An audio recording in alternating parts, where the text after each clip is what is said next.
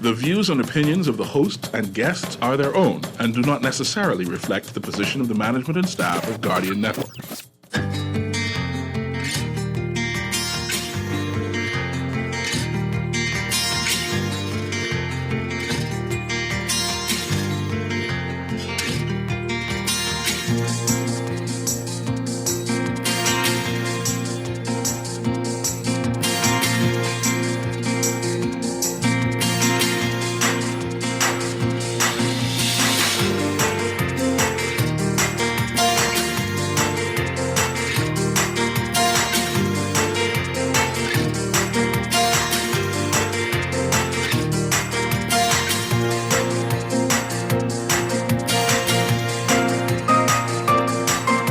Good morning.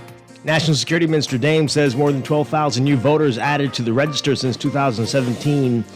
The House Speaker wants to make the Prime Minister answer questions, Moultrie insisting the Cabinet must be accountable to Parliament. And an Abaco man is the latest to die from COVID-19. It's all straight ahead this morning. I'm Dwight Strachan, and this is Morning Blend. Wake up, it's a new day. Wake up, it's a new day. It's the start of a new way. You know that it's here. It's the start of the end of the old way. Wake up, it's a new day. Wake up, it's a new day.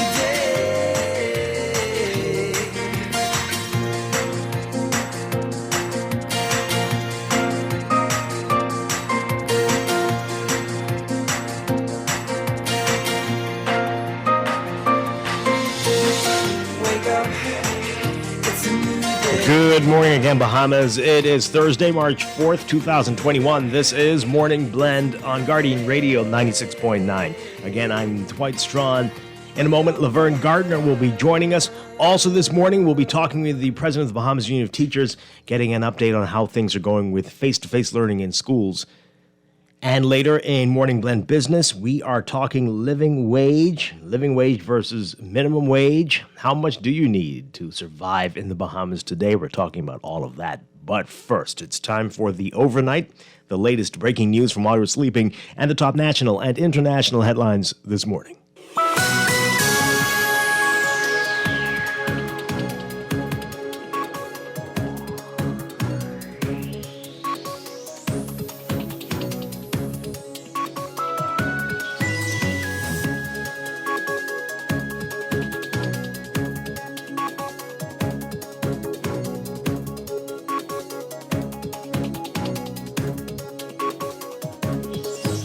In the overnight, House Speaker Halson Moultrie is saying that he is minded to introduce in the House a Prime Minister's Question Time, where the Prime Minister will be obligated to answer questions put to him by any member of Parliament. However, it's unclear what provision in law or in the House rules Moultrie can rely on to introduce a Prime Minister's Question Time on the House agenda.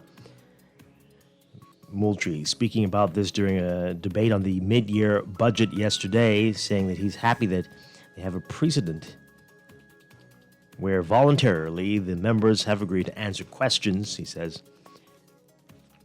With that being the first Wednesday in the month, and next Wednesday will be the second, he's expecting this to continue in this manner. Article 72 states that there shall be a cabinet for the Bahamas, which shall have the general direction and control of the government of the Bahamas and should be collectively responsible thereof to Parliament. Last week, Moultrie said the House rule that allows the government to circumvent question time is unconstitutional. More than 12,000 new voters added to the voters' register since 2017. Minister of National Security Marvin Dames saying this yesterday. He says, as of March 2nd, 2021, after purging, there are 187,640 registered people, which reflects a 6,097 increase, or 3% increase of registrants from the 2017 register.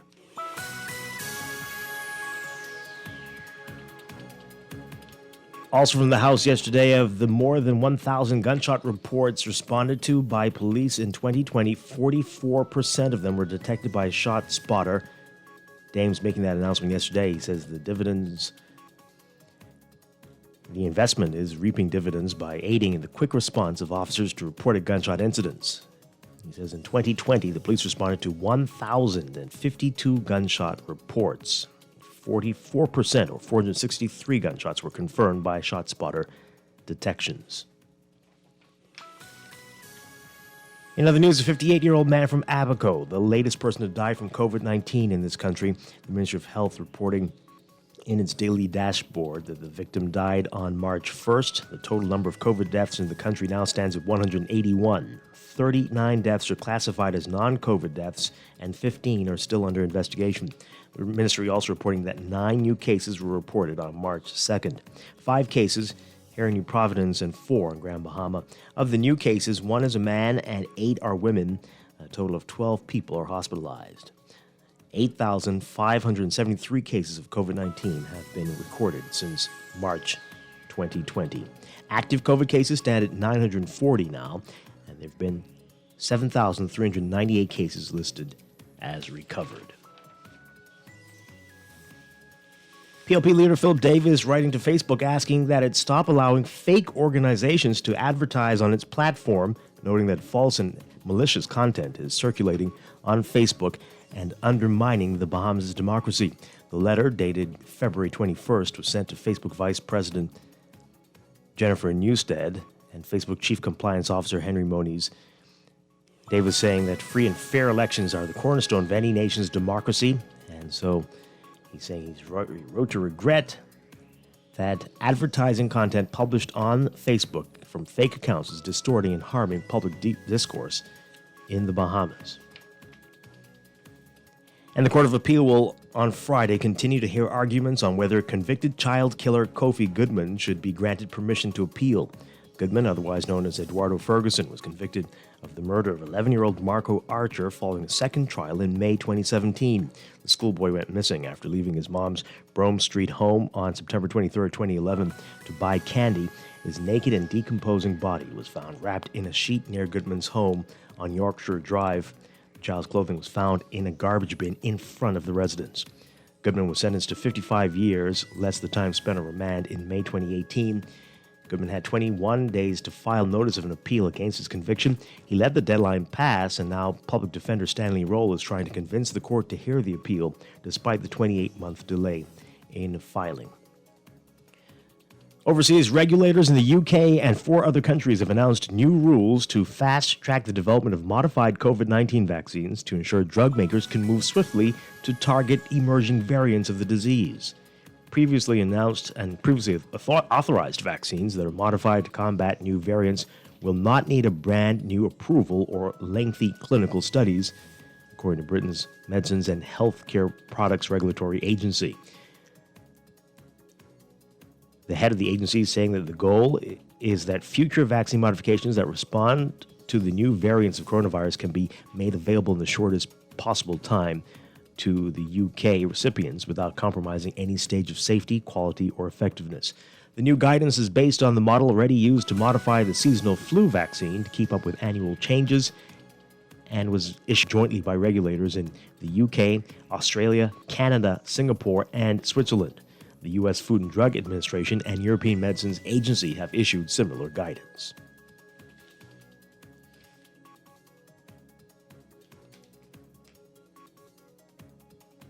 And demonstrators in Myanmar protesting last month's military coup returning to the streets today, undaunted by the killing of at least 38 people the previous day by security forces. New protests were held in at least 3 areas of Yangon, the country's largest city. Those have been the scenes of violence for the past few days. Police again using force to try to disperse the crowds. Protests also continued in Mandalay, the second biggest city.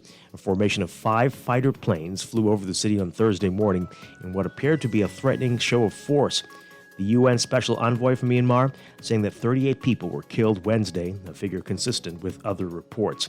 The death toll was the highest since February 1st, and the takeover on that date, when the military ousted the elected government of leader Aung San Suu Kyi.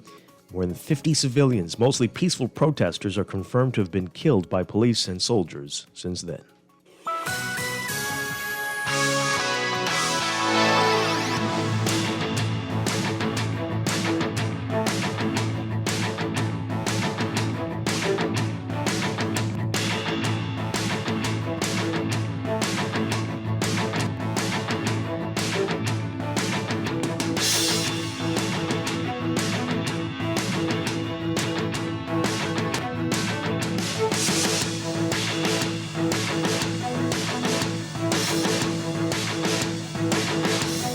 In sports gradually making a return in the country in the face of COVID-19. The International Federation of Bodybuilding and Fitness, the IFBB Pro League, and the National Physique Committee are bringing one of the region's biggest events back to these shores. The Yamamoto Nutrition Puerto Rico Pro World Caribbean Championships, a Tier 3 event for Olympia qualification, and an IFBB Pro League Pro Qualifier. That's set now for June 26th and 27th at the Grand Hyatt at Bahamar, right here in Nassau. A total of 9 IFBB Pro League cards will be up for grabs. According to reports, the show is set to be one of the grandest bodybuilding and fitness events ever to be staged here. The event being held under the auspices of the IFBB Pro and the NFC, the NPC, then the Bahamas Bodybuilding and Fitness Federation, a member of the Central American and Caribbean Bodybuilding and Fitness Federation, and the IFBB Elite, no jurisdiction over the staging of the Pro Show in the Bahamas. You can read more about this in today's Guardian Sports section. And overseas from the NBA, James Harden making a return to Houston, this time as a Brooklyn Nets. The number 13 on his jersey, James Harden won so many games for the Houston Rockets, but last night in his first meeting with his former team, he had a triple-double to send the reeling Rockets to their 13th straight loss. Harden describing the situation as being one with a lot of mixed emotions. But he had 29 points, 10 rebounds, and 14 assists in the 132-114 victory. The Nets setting a franchise record with their 7th straight road victory. They've won 10 of their last 11 overall. Harden has meshed well with his new team, and the Nets are 17-7 since the trade. Meanwhile, it's the longest skid for the Rockets, who had just 8 players available because of injuries, since they dropped 15 in a row in 2001. They've had a tough time since Harden was traded on January 14th and haven't won since February 4th. That's sports, and that's the overnight. Time for your first look at weather.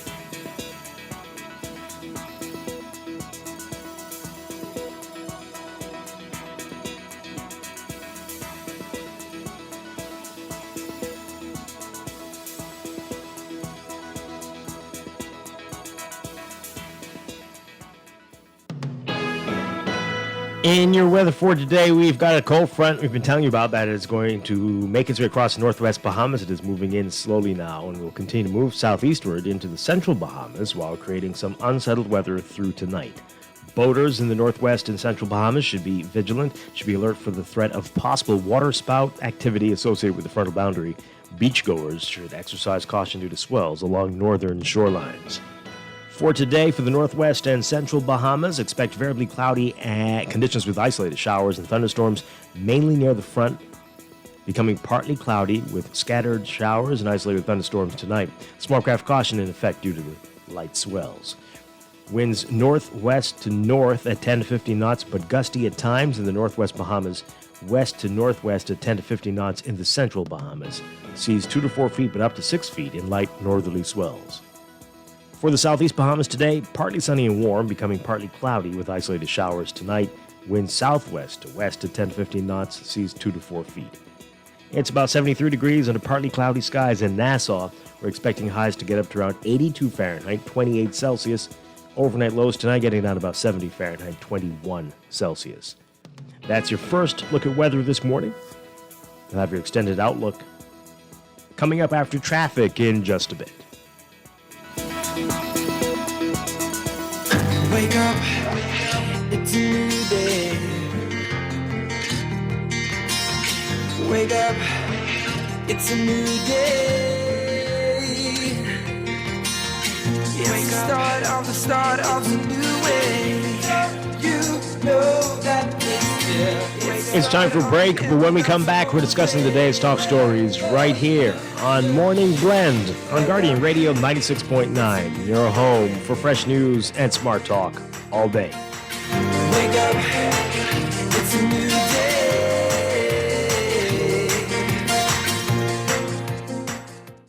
RBC and Visa bring you a benefit as unique as you to enjoy Disney Plus. Get 2 months of the all-new Disney Plus streaming subscription on us if you have an RBC Visa Platinum card. Learn more by visiting www.rbc.com/Caribbean/Disney. Reimagine new ways to bank better. Technology serves to make our lives better, so why not your business too? At Custom Computers, we've been maintaining our knowledge and relationships with top tech companies since 1987 and carry only the most trusted brands like Apple, Microsoft, HP, and more. No company has helped more businesses build reliable IT systems and custom computers. You name it, we've done it. Call 396-1101 to talk to any of our business experts. Find trust in your tech. Count on Custom Computers. Wake up, it's a new day. Wake up.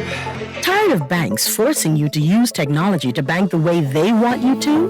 Your convenience is important.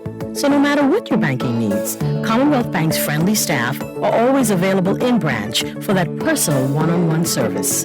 But when you choose technology, our online and mobile banking app offers you state-of-the-art functionality. The choice is yours. Commonwealth Bank. Bank the way you want. COVID-19. Do not panic. Be prepared. Some persons may get worried and feel stressed whenever there's an outbreak of diseases like COVID-19. Do not panic.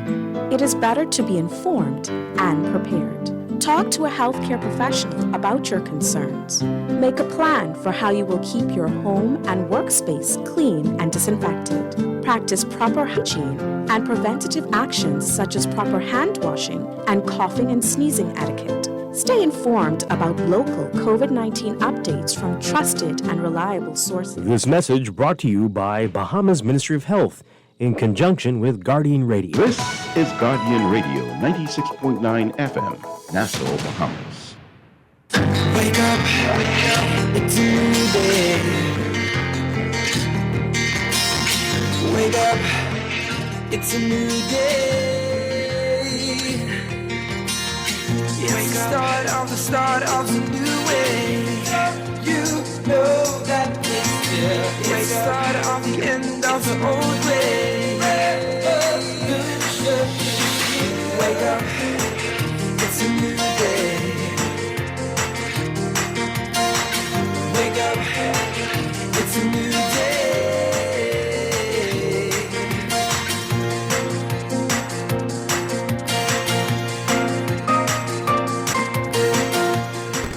Welcome back to Morning Blend here on Guardian Radio 96.9.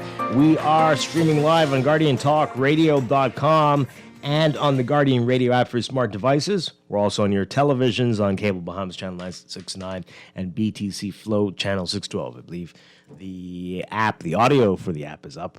Not too sure about the video, but the audio is back up after some issues for a couple of days there. But great to have you with us. I'm Dwight Strachan. Joining me now from Grand Bahama, we've got Laverne Gardner. Good morning, Laverne. Good morning. Great to hear your voice. Hope all is well. Yes, it's a beautiful day today and all is well. That's wonderful. That cold front has moved in up there. Yeah, is it feeling better? No. No. We are going to hold our breath of this first one yet. No, we could have used that cold front yesterday. I know, right? Yesterday was also a beautiful summer day. Yes, yes, we've had quite a number of summer days the last few days. But maybe this weekend will be a little more comfortable, so we'll see. Hopefully. Yeah, we'll see.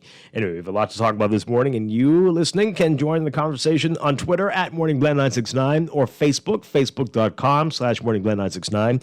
You can also email us, morningblend@nasguard.com, or you can text us on the Guardian Radio text line powered by BTC, 422-GR96, 422-4796, standard Text rates apply. And we'll give you the phone numbers to call in just a bit. Coming up this morning, more weather and traffic and business in Morning Blend Business coming up at 9 o'clock. We're talking living wage. What exactly is a living wage, a livable wage here in the Bahamas today? Living wage versus minimum wage.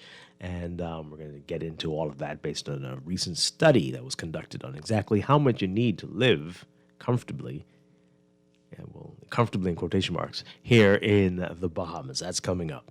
And before that, in our 7 o'clock hour, we're going to be talking with the president of the Bahamas Union of Teachers, Belinda Wilson.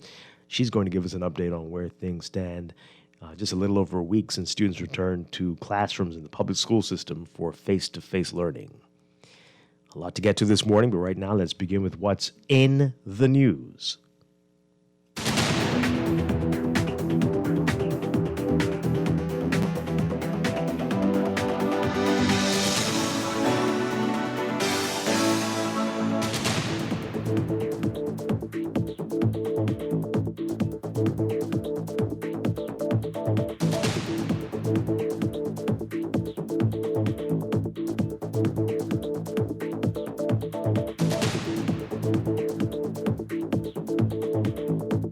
And in the news, a headline in the Nassau Guardian, the Speaker of the House wants to make the PM answer questions on a more consistent basis. House Moultrie insisting the Cabinet must be accountable to Parliament, and he seems to be suggesting that he wants to try it every Wednesday in the month. There is question time already, though. But this administration seems to have an issue with it. The government has, on at least 2 occasions, been challenged on question time. The first time was on December 12th, 2018, and the other was last month. But both times, the government moved a motion that the House continue with its normal agenda and not the agenda outlined for the second Wednesday of each month. But it's supposed to be more frequent than that. But good luck. And I don't understand why this has to be so difficult. Why is it so difficult? It's crazy. You know, I think that the speaker is at a point where now that he's resigned from the party, he's at a point where he just wants to do everything that he envisioned, I guess, that he would do. Hold people accountable. If this is something that you're supposed to do, what is the problem? Mm-hmm. And the folks in the governing party, they know that when they're in opposition, how frustrating it is, right? Yeah, you know you're going to be there soon, likely. Come on. Let's not do this. The rules only apply when they don't apply to you. That is really what happens, It's a wonderful rule right up until you have to follow it. How can you vote against answering the questions? How? How could you do that? And you're going to make a whole lot of noise when they do it to you. Absolutely. So I think they just like to make noise. They just like it. They like to be grumpy and hold a press conference afterwards. Did you see what they do? This is a threat to democracy. Oh, my goodness. The same thing that you did? The exact same thing that you did? What makes you think they would have learned? And that's how we get that back and forth. Yeah. All the time. Oh, I did it. You did it. Well, you did it first. Right. And nothing really, gets accomplished or solved because of that. Yeah. Oh, boy. You can read today's Nassau Guardian to read more of the shenanigans going on there with regards to this. And the speaker also speaking about the Public Accounts Committee as well. Also more. Another thing that isn't doing what it's supposed to do. But okay. Also coming out of the House, the National Security Minister talking about the parliamentary registration process and giving some information about that. More than 12,000 new voters added to the voters register since 2017. And as of March 2nd, and after purging, there are 187,640 registered people on that now, a 6,097 increase. 6,097 person increase in the number of registrants. For more on this, take a listen to this report from our Jasmine Brown. There will be no hanky-panky as long as I have oversight of the Parliamentary Registration Department. We will ensure, and the Parliamentary Commissioner is making this an emphasis, that only those persons who are legally entitled and eligible to vote in a particular area will be voted. So if you have the strategy of sneaking in and moving into addresses, that ain't gonna happen this time around. Dames making the comments in his contribution to the mid-year budget debate in the House of Assembly. Parliament passed the Parliamentary Election Amendment Act 2020 last December, making the voters register from the last general election a continuous or permanent register. Dames says in order to ensure the integrity and accuracy of the register, the Parliamentary Registration Department has implemented several steps. The Parliamentary Commissioner will, 1, engage in continuous editing of the permanent register, the registration list. 2, the permanent register will be continuously purged of deceased persons. 3, new registrants will be added. 4, transfers will be processed daily. 5, incarcerated persons' voting rights will be suspended. And 6, scrutineers to test the validity of the register will be deployed to all registration centers. While there have been some concerns over how the COVID-19 pandemic will impact the process, Dame says registration is well on its way. After purging, there are 187,640 registered persons, which reflect an increase of some 6,097, or 3% increase of registrants from the 2017 register. Phase 3 of the registration will include pop-up registration centers later this month. Reporting for Guardian News Network, I'm Jasmine Brown. Okay. That's all well and good and straightforward. The question that remains, though, is what, and that's been the question for a number of weeks, what will happen to displaced residents of Grand Bahama and Abaco? Yes, and that's my issue. We're hearing all of these things, but no one has said what is the process for them. And it's been how long? Shouldn't we have had a plan in place already? Mm-hmm. Definitely. Not hearing as much as we should. The hurricane was in 2019. Yes. It was 2019. We're now in 2021. Mm-hmm. I don't want to hear that, you're in discussions still. What are your views on it? How do you think it should work? If you've been living here and you were a resident of East Grand Bahama, what do you think should be happening? You've been here for maybe most of that time since the hurricane. Right. So I kind of am of two opinions, and either one will work for me. But I think that if you've been displaced, right, you're somewhere, but it's not your intention for that place to be your permanent address. You want to return home. Your plan is to return home. Then allow you to come and vote where you plan to return, or you are. Maybe you're rebuilding. Mm-hmm. So allow you to come and vote. Like there. Literally physically come, get on a plane and fly there to vote there, or should you be allowed? No. Okay. Just you should be allowed to vote. Wherever you are. Right, for that constituency. Incur that cost for exactly. you to fly to wherever. Especially with the COVID tests and all the things that you do now. Right. Mm-hmm. But set up stations where people can vote, but for that constituency they live in. Yeah. Yeah. Now that's fine if you're already registered. But what if you were too young or you didn't vote in that last election? What do you do now? And you're from an area where you had to leave because of the hurricane. Well, I mean, why wouldn't they? Well, I guess they're going to need an address. Mm-hmm. So I don't know. I guess that one will present a little bit more difficulty, but still, even with that, let's make a decision. If they were too young to vote, but that's where they've lived all their lives, and this is their first opportunity to vote, then let them register for that same area. Mm-hmm. All right. Let's get your views on it, folks. What do you make of it? And what do you make of the other things he's saying about the growth in the register? 323-6232, 325-4316, 325-4259. Tweet us, Facebook us, text us, 422-4796. Let's take these calls. Good morning, caller. You're on the air. Mr. Strachan, how are you doing? Good morning. Good morning. Good morning. Morning, Mr. Scott. How are you doing? Good morning.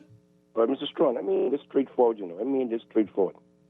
All you got to do is one thing, draft a bill, bring it to Parliament, let everybody debate it, and the nation will hear what's going on. What bill? That's what I'm saying to you. First of all, the voting rights, is simple. 3 months or 90 days, that's straightforward. But now, since the hurricane, people are displaced, all you got to do is draft something, bring it to the Assembly, the MPs vote, the people of Bahamas. Yeah, that's how it works. But draft what? Draft what? I'm trying to say right now. Right now, we don't have no clear answer. Then people who displaced, but they voting. So all they got to do, send something special happen, come to the House Assembly, ask something to let people know you can vote here. Yeah, that's easy to say, Dave. We're asking what should they do? No, I'm trying to say, be civilized. That under the bridge. To make it long. No, that's big. It's huge. Clearly, they don't know what to do. That's what we're saying. It's common sense. The minister responsible for voters registration is clueless. We can't have a man who was condemned. Okay. All right. A man who was condemned. Yep. Same old story. Okay. It's so easy. Yes. Good morning, caller. Huh? You're on the air. Mm-hmm. Yep. Good morning. Hi. Hi. Good morning, Dwight, and good morning to Ms. Gardner. Yes, Laverne. Mm-hmm. Okay. Good morning. I think what the caller was trying to say, amend the bill to allow persons who was displaced to be able to vote, perhaps over here. I think that's what he was trying to say. No, that's not. Well, I don't know how you could think that. He just said to go and draft it. No, I don't even know why you would. Let's not try to get into his brain unless you all are sharing it. Let's not try to get into his brain. What do you think should happen? That's what I observe as a caller. What do you think should happen? I don't really. The minister by now, like Ms.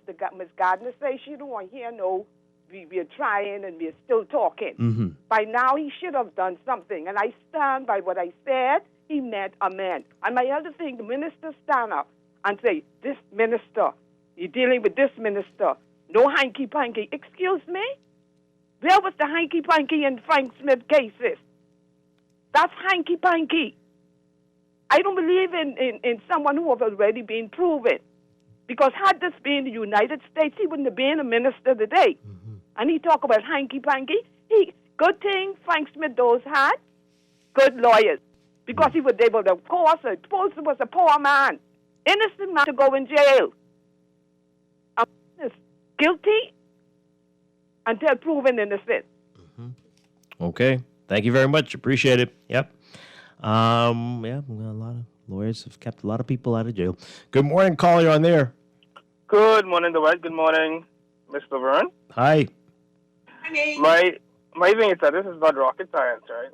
One, set up stations throughout New Providence that allows for these individuals to vote in the constituency in which they voted in the previous election.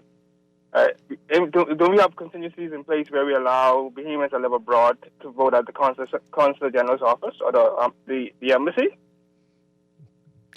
I believe so.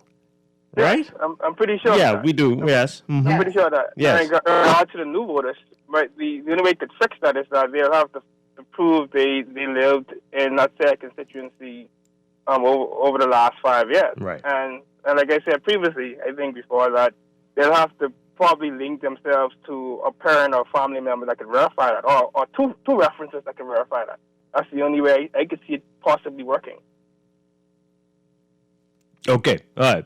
That sounds about right. But as you said, Laverne, just come on, do it quick. Just allow them to vote in that area, to vote where they lived. They're displaced. And listen, here's the thing that I have realized living here. There's always a solution if we are interested in finding it. Yeah. Seems so. It definitely seems so, and a quick one. And we also know how to make things extremely difficult when we want to as well. Yep, freedom of information is one example. Pardon? The freedom of information process shows you how interested we are in that one. That's been dragging out. Dwight, honestly, I've talked about this so much. I'm talked out. It was so simple, but I don't know. No, apparently that one must be one of the few very difficult ones. Yes, that has, there are levels to it. Oh man, we'll never be able to comprehend just how challenging it'll be to give information out. Yeah. Good morning, caller. You're on the air. Well, he did voice along with you and the lady, Dwight. Yes, Laverne Gardner. Good morning. Good morning. 2 points I want to make. My first is, right, to the Minister for Security, right? He is allowing a lot of hanky-panky going on right through Spence Street off Mason's Edition and not doing anything about it. Oh, yeah? But, now, okay. Say it again? What? Yeah? What type of hanky-panky? Shrouds, people assaulting people robbing people. He's allowing that. Okay. You said he's allowing that. Wow. Yeah, because the police are not doing anything about it. Okay. Living on people's property illegal. Dwight, getting back to the voting, right? Now, a lot of people like to vote for their man. What I think the government should do, find out from how many people that are here, that from the family islands, right? And make arrangements for them to vote for who they want to vote for, if it's to the family island. You know what I'm saying? Make provision for them to vote for their man of business in that area. You just don't put a monopoly on voting people. You see what I'm saying? You understand me? Yes? No. Okay. Yeah. Thank you. Okay, thank you. All right, let's read some text messages. This one goes back to the speaker. Speaker's doing this because he wasn't getting the nomination. If he did, we would be having a different conversation. Okay, well, thank goodness that he didn't then, because we need to have this conversation, right? They need to answer questions, and they need to follow the rules. So, hey. Dwight, these guys couldn't keep dead people out of 200 board appointments. We expect them to manage a 200,000 voter list. Well, these people are your people. These are our friends and family working there, and well, that's okay. Dwight, do you have a crystal ball that the FNM, the current government, will be in opposition soon, or as you just boldly said, or is it just wishful thinking that the scandal-ridden PLP party will return to government in 2022? I'm just saying they may be. And going by the trends that we have, it's quite possible. So think about that always, how things will be for you when you are in government. If you're in opposition, if you're so tied to politics, and will be in the long haul. So, right? Always think about that. You're gonna have to start giving out disclaimers when you make your statements. Maybe. Someone's saying here, Mr. Strong, can you ban these chronic callers for 1 week so that new callers can be encouraged to participate? We encourage them all the time. We give out the numbers all the time. The lines are free right now. New callers, call in right now. 323-6232. 325-4316. 325-4259. We won't hold our breath for the new ones, though. But okay. Yes, they prefer to text. That's fine. This one says, the one question that a person should ask is, did I read the act before I speak on it so that I can speak from a position of knowledge than speculation? What are we talking about here? Okay. This one says, clearly the PLP train is up early in the college call. Yeah, that's how it is. All they have to do is go to Parliament and amend the Parliamentary Act to allow displaced voters to vote in the area where they were displaced from. Yes, and they haven't done it yet, as far as we know. Let the displaced voters vote in the advanced polling with the Defense Force and other law enforcement agencies, normally held at the Kendall Isaacs Gym. Okay, that's interesting.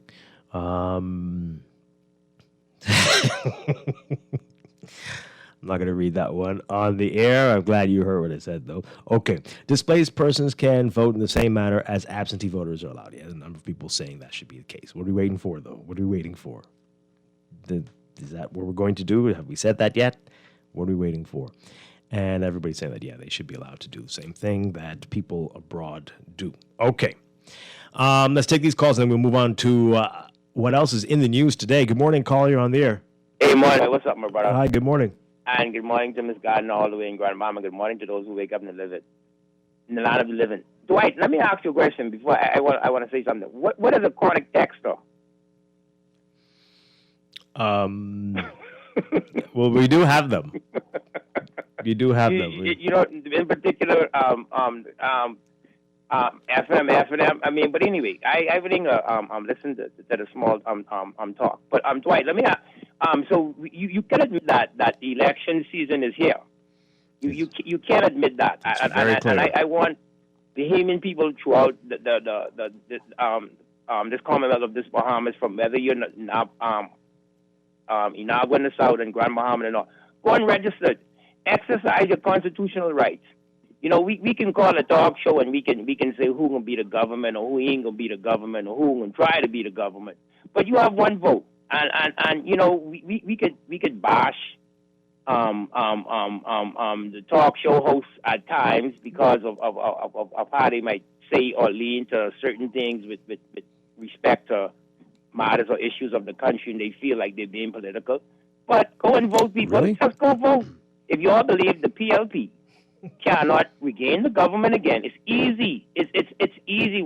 You know, just go and vote. But I can tell you one thing: do not sleep on the base of the Progressive Liberal Party, Bahamian people. If you all believe that Mr. Ray Davis, I'm not saying this as an ad this morning. It sounds like it. I can't. But Dwight, in all honesty, if they believe that he cannot be the Prime Minister, they'll just tell Mr. Marvin Dames and everyone to be registered. Those who are displaced, let them have a chance to vote and exercise their rights. Easy as that. Okay. You don't need a GC for that. Right. Easy as That's that. a good Easy. thing. Thank you very much. Okay. Okay, let's take this call. Good morning. You're on the air. Hi, good morning. Yeah, that's the show, please. Yes, you're on the air. Oh, Dwight, how you doing? I'm doing well. You sound like my great producer just now. Oh, okay. First of all, I'd like to say congratulations to the new BTC chairman, Mr. Foster. It is time now. We have a true Bahamian chairman, and he's doing a wonderful job. He has just fixed a lot of my problems from last year, so I want to congratulate him. And I also want In the 2 days already? 3 days? Yeah? Okay, that's great. Yeah, Wow. yeah. I used to be. I mean, we work fast. But I also want to say that I disapprove of the way Vice Ford acted, in the manner he acted. He acted like a sour baby. Watch your face is sour. Now you heard that before, right? Yes, we have. Mm-hmm. I believe in team player, and if they don't want you, they don't want you. So I'm hoping that Monique will go there and be a good representative for the future. Doesn't sound like that's going to happen either. But What's not going to happen? that she's going to go there. But you know, I don't think it's.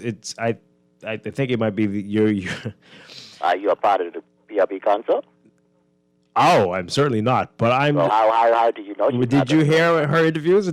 I don't think that sounds like that's going to go that way at all. But what I'm saying is, I don't know if Picewell is the one you should be upset with. I think how he was handled was quite deplorable. Upset with him when he first gets it. He always never a team player. He always looked at my book as a fake. Oh dear. Okay. I don't even know how that came up today. But anyway, well, everybody's entitled to their opinion, apparently. Let's move on. So outside the House of Assembly yesterday, a lot of excitement. The DNA, you remember them? They were out there protesting. They've got a lot to say. For more on what they were complaining about, take a listen to this report from our Berthany McDermott.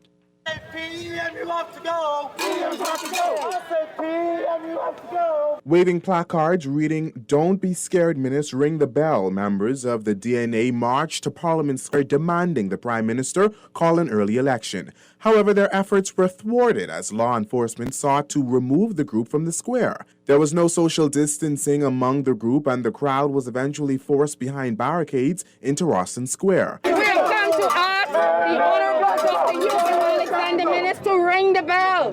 For almost 365 days, we've been under emergency orders, and the poor decisions by the Prime Minister have cost jobs. It has cost lives. It has cost livelihoods, and we are calling on the Prime Minister to free us from this misery, to free the Bahamian people from hell, and to ring the bell. Being a third party, we asked the party leader if she is confident the DNA will be able to capture the next general election. We are very confident. If we were not confident, we would not be standing here. We know we're going to take the victory when the bell is rung. The people are tired. The people are frustrated. They do not want the FNM. They do not want the PLP. They're calling for an alternative, and the DNA is the alternative. More armed officers eventually arrived on scene. Eventually, an officer dressed in khaki approached the group, asking if they had a permit issued by the police commissioner. It resulted in this exchange with DNA chairman Omar Smith. We know that constitutionally we have a right to do what we're doing here right now. We're protected in the Constitution. People who have asked permission from the Commissioner of Police, they do that out of courtesy. We have a right to do that. Way up? Yes. Is when you start to become loud and belligerent and all of that stuff. That's all I know. And the loud noise, that's demonstration. The loud noise is coming and disturbing the clients of the host. That's all. A few DNA aspirant candidates also spoke out. Payments. Why are you neglecting us?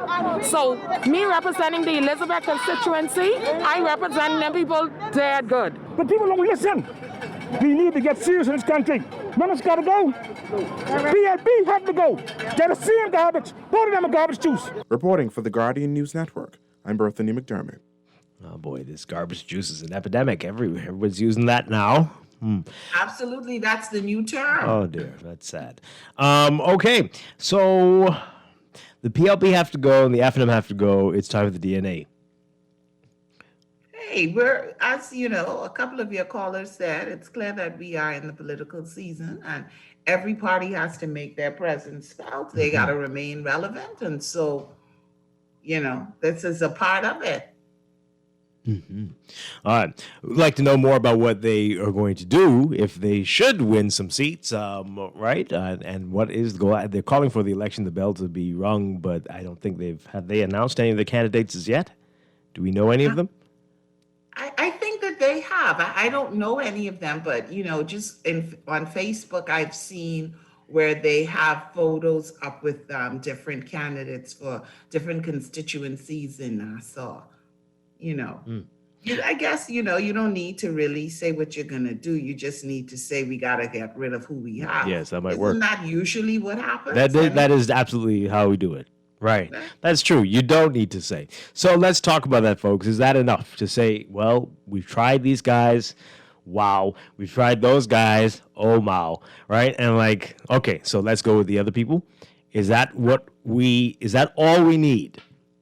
I doubt it. I think that, you know, people are disgruntled and, you know, people are looking for more. They're not so much interested in you giving a laundry list of what the current government hasn't done or what the former government didn't do. I think people really now are asking the question, what are you going to do? You want my vote? What are you going to do? How are you going to get it done? Because we're at a place where there's so many people disgruntled, disillusioned. And so I think any party that wants to become the next government, they need to ensure that all of their candidates are prepared to have a conversation beyond what is not happening. I don't need you to tell me that it's rough. You know, I'm living it. That is my reality. Yeah. Tell me how you propose to change that. Let's hear what you have to say, folks. 323-6232. 325-4316, 325-4259. Tweet us, Facebook us, text us, 422-4790. 9696. Let's take these calls. Good morning, caller. You're on the air. Hello, Dwight. How you doing? Doing well. Good morning. Okay. Yeah, these chronic callers keep on calling like Lil Dave and all them, other person about Marvin Dames, and I think they called Dwayne San sometime being condemned by a magistrate. Magistrate had no right to condemn a witness because they was not charged with anything. The person who she supposed to deal with is the one who she let go. And guilty people get paid every day, Dwight. That's nothing new. That's nothing new. So what I'm saying, I don't see what they're talking about. Marvin Dames condemned by a magistrate. A magistrate he gave explanation of what he do leading up to the case, and if the magistrate didn't believe him, she had no right to condemn him. Oh, they've been spilling that. They've been talking that same talk every day since that was said. But hey, yeah, I hear you. Let's take this call. Good morning, caller. You're on the air. Caller, good morning. Oh, okay. Let's take the other one. Good morning. You're on the air. Okay. 323-6232. 325-4316. 325-4259. Let's read some more of these messages here. Somebody says, why is the DNA having a super spreader event and advocating for the government to ring the bell, especially when they won't win one seat? They've been stagnant and derelict for the past 4 years. They've wasted their chance. Okay, another one. Garbage juice, the DNA all the way. Okay. Please tell the DNA and the followers if they think the Bahamas is a jokey country to run, they better get their party together first. I mean, if they think the party is joking. Okay. And another one here. The DNA is struggling to get candidates in the 39 constituencies, and I don't know any of their candidates, only their leader. And I really don't know if they've named anybody. I think some people are telling people that they are going to be a candidate, but no, there's been no official announcement as far as I know. I might be wrong, but as far as I know, I haven't heard of anything like that. They haven't made those type of announcements. It is still early. We don't know if it's early. We don't know if they have tomorrow. We don't know, because that's another thing that did not pass or was not done. So we don't know if it's early, it's late. We don't know. Yep. Somebody else messaging us. Apparently, we're talking about how difficult things are, like the Freedom of Information Act, to enact fully.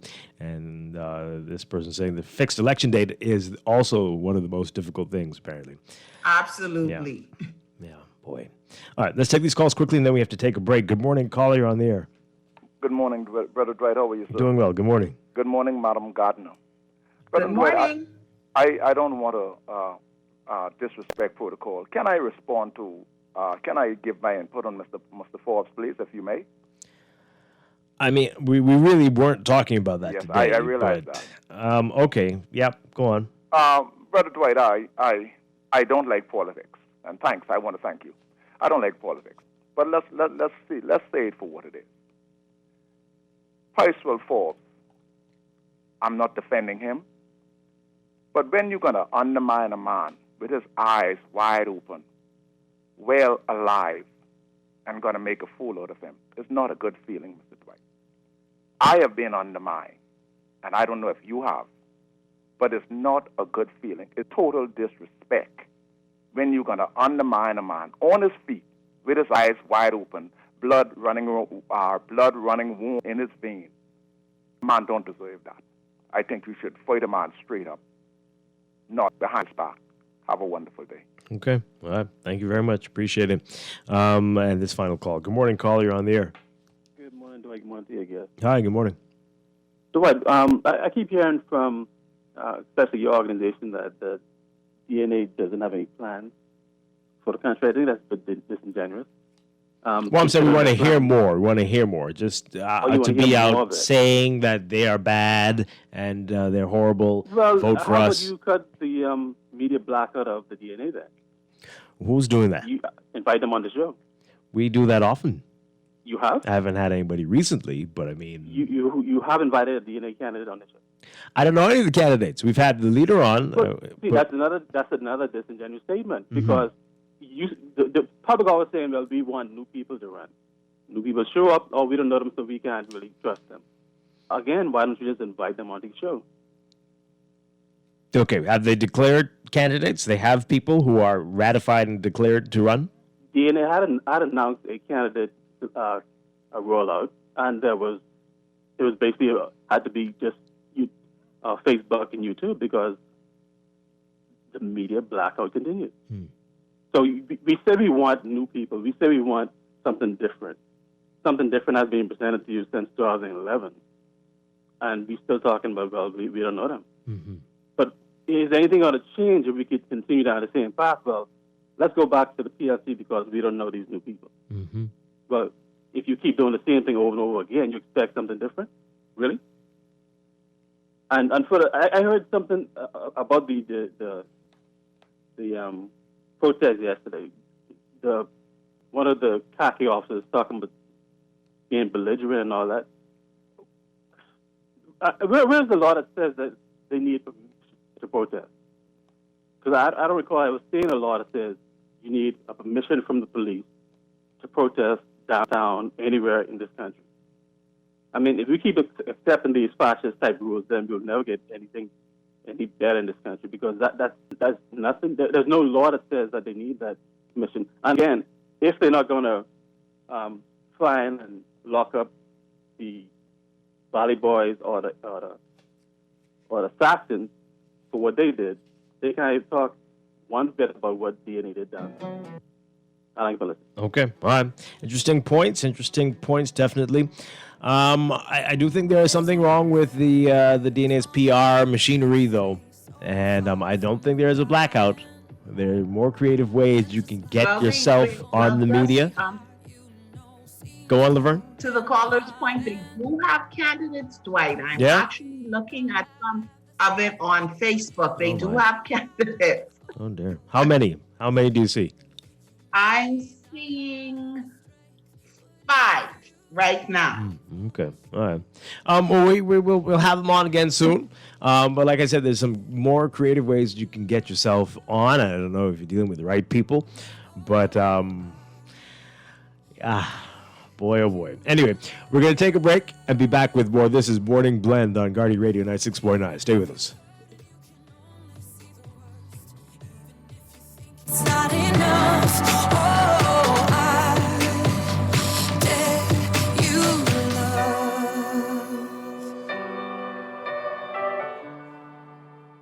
This is Guardian Radio 96.9 FM, Nassau, Bahamas.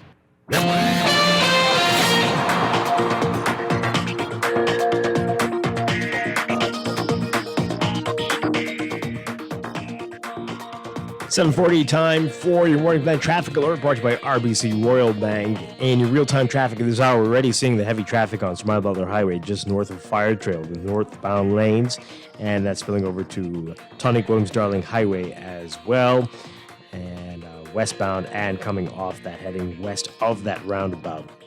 Keep that in mind. Also, Glasgow Road northbound, heavy traffic there as you head towards JFK Drive. Elsewhere, we're seeing the traffic building on Blue Hill Road northbound just north of Soldier Road, heading towards Independence Drive. And traffic is building on East Street South, especially south of Robinson Road and south of East-West Highway, north and southbound lanes there. Prince Charles Drive at some of the major intersections, you'll be seeing the traffic building, and Eastern Road. Congestion is building there. We're expecting that to get a lot heavier in the next hour. That's your real-time traffic and your morning blend traffic alert brought to you by RBC Royal Bank.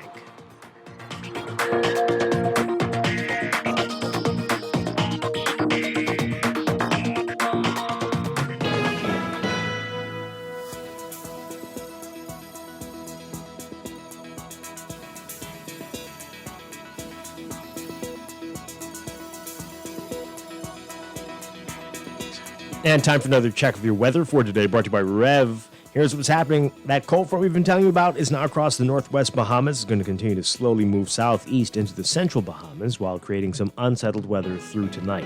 Boaters in the northwest and central islands should be alert for the threat of possible waterspouts associated with the frontal boundary.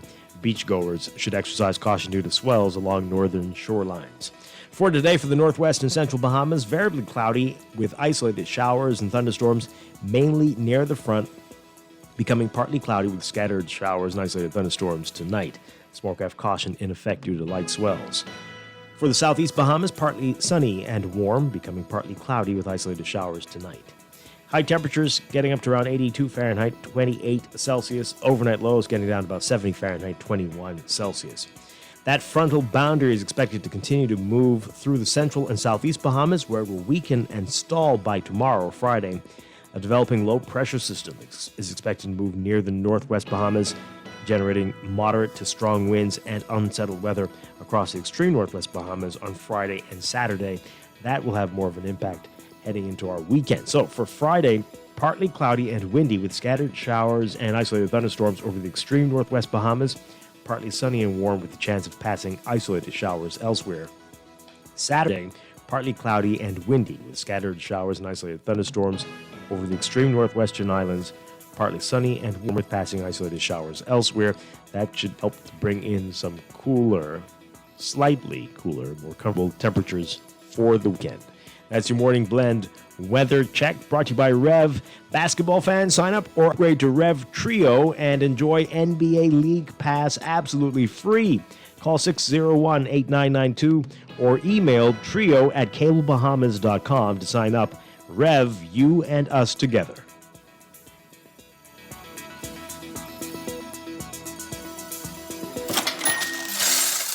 Hear that? That's the sound of your money working for you. Because at CFAL, we know you work hard for your money, so we make sure your money works hard for you. In 20 years as a leading investment firm, we've helped thousands of Bahamians grow their wealth and build a more stable future. With savings plans, pensions, and wealth services to suit everyone, whoever you are, whatever you do, we have financial solutions that will work hard for you. Visit or call us today to put your money to work. CFAL, seize your future today. Roaming just got easier. Say hello to more with our new Liberty Prime plan. With more minutes, more texts, and more data to do the things you love right here at home and even when you travel. With the all-new Liberty Prime, Liberty Premium, and Liberty Elite, you've got one less worry. Roam again. Alive. Believe in best. Believe in best.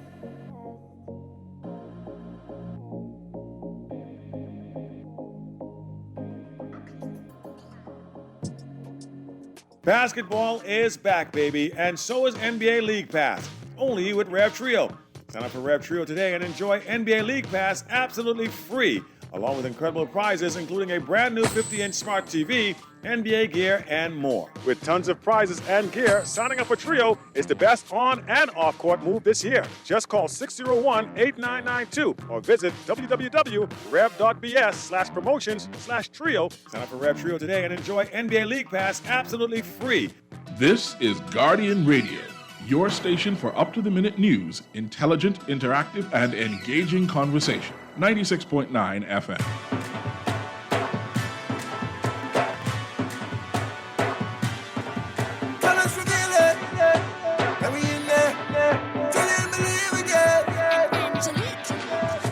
People are rising up, the goods them lining up. We gon' bring it back to Bombay.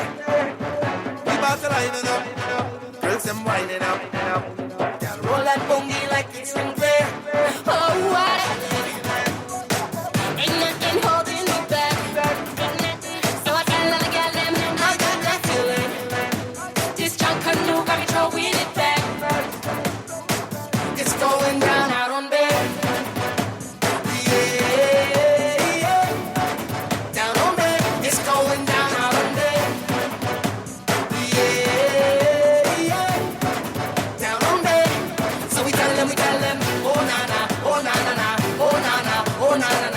We're back here with Morning Blend on Guardian Radio 96.9. Dwight Strachan along with Laverne Gardner. In a couple of minutes, we're going to be talking with Belinda Wilson, the president of the Bahamas Union of Teachers, about how things are going with the return to face-to-face learning in classrooms in the public school system. That's coming up in just a few. I want to continue talking about what's in the news and getting a lot of your comments about the DNA. A lot of people saying that there is something not quite clicking. Folks talking about their public relations, as I did earlier, and just the messaging not working. What is happening? And this is a whole show. We definitely need to do that, and We will have the DNA on to talk about that. But this text here, the message of the DNA is not getting through to the Bahamian electorate. The PR machinery is not working, and they are not attracting the caliber of candidates that the electorate sees as a viable option to the out-of-touch governing FNM and the corrupt opposition PLP. That's their word, their text there. This text here, the DNA have run over 60 candidates in 2 elections. Only 2 candidates got their deposits back in 2012 and none in 2017. Now they're going to win the government in the next election? How could anyone with half a brain think that's possible? Well, maybe if we knew more about them. It might be, but we don't know enough. And to say it's the media that's doing this, I'm sure it's not an easy road for anybody that is not one of the 2 major parties, but there's something not connecting. There's something not connecting. Right? And like I'm saying, you're not doing a creative enough job to get yourself out there. You might need to talk to somebody, somebody else. I don't know who you're talking to. But let's take these. I don't know how you feel about that, Laverne. Well, can you hear me? Yeah, we can. Yep. Yeah, what I was saying was that I think it's important for just not, and this isn't applicable to the DNA, but any party, especially what we call third parties, right? If the public is saying that they don't know your candidates, they're not sure of your message. If you are in the party, then of course you know the candidates, you know the message. Don't just take it personally and think that maybe, it's a conspiracy by the media or something else, but take it as something that maybe you need to work on so that you are getting your message out there in a better way. Because if people are saying, well, I don't know who the candidates are, or well, what is the message? So you need to be able to sit down and step outside of it, not take it personally, but say, what can we do now to get our message out there to make sure that people are aware of our candidates? If that's beefing up our ads on Facebook or whatever it is that you're doing. And I think that's kind of what you need to take away from that, as opposed to just thinking that, oh, people don't know because they don't want to know. You got to put it out there. Like I'm sure people are tired of seeing those ads for the Free National Movement and the Progressive Liberal Party on YouTube. You try to watch a YouTube video, it's awful. I mean, it may just be my issue, but no, it's not. So it's everybody. It's driving us all crazy. Okay, it's enough to make you want to read a book. Right. Oh, boy. So my thing is, maybe listen to that. Don't just dismiss that out of hand as some trick or as some conspiracy, against you, but listen to that and see how best you can get your message out there. Yep. All right. I was telling one of my colleagues here, we're talking while I'm doing the show, and I'm like, the DNA remind me of a child, standing behind the fence watching the game and mad and crying that nobody wants to play. They don't know how good I am at this game. Why don't they let me in there? But yeah, we don't know how good you are. We don't know, and we just can't let you in just because you say that it's my turn now, right? We need to know more about you. Let's maybe see some of your skills. Let's see you practicing over there, and like, well, that's impressive. Come play with us. Maybe, but we're not even getting that, right? Not even getting any inkling of what you are capable of doing. You protesting, saying they gotta go. No, not a demonstration of what you might be able to do. But let's hear what you have to say, folks. Good morning, caller. You're on the air. Good morning. Hi. Good morning. First, I want to go back to something a caller said before about using the word condemn in the courts. Courts condemn people in the courts who haven't been charged before the courts. Many done. You got to understand the context. The word is used. Condemn can be used in many different ways.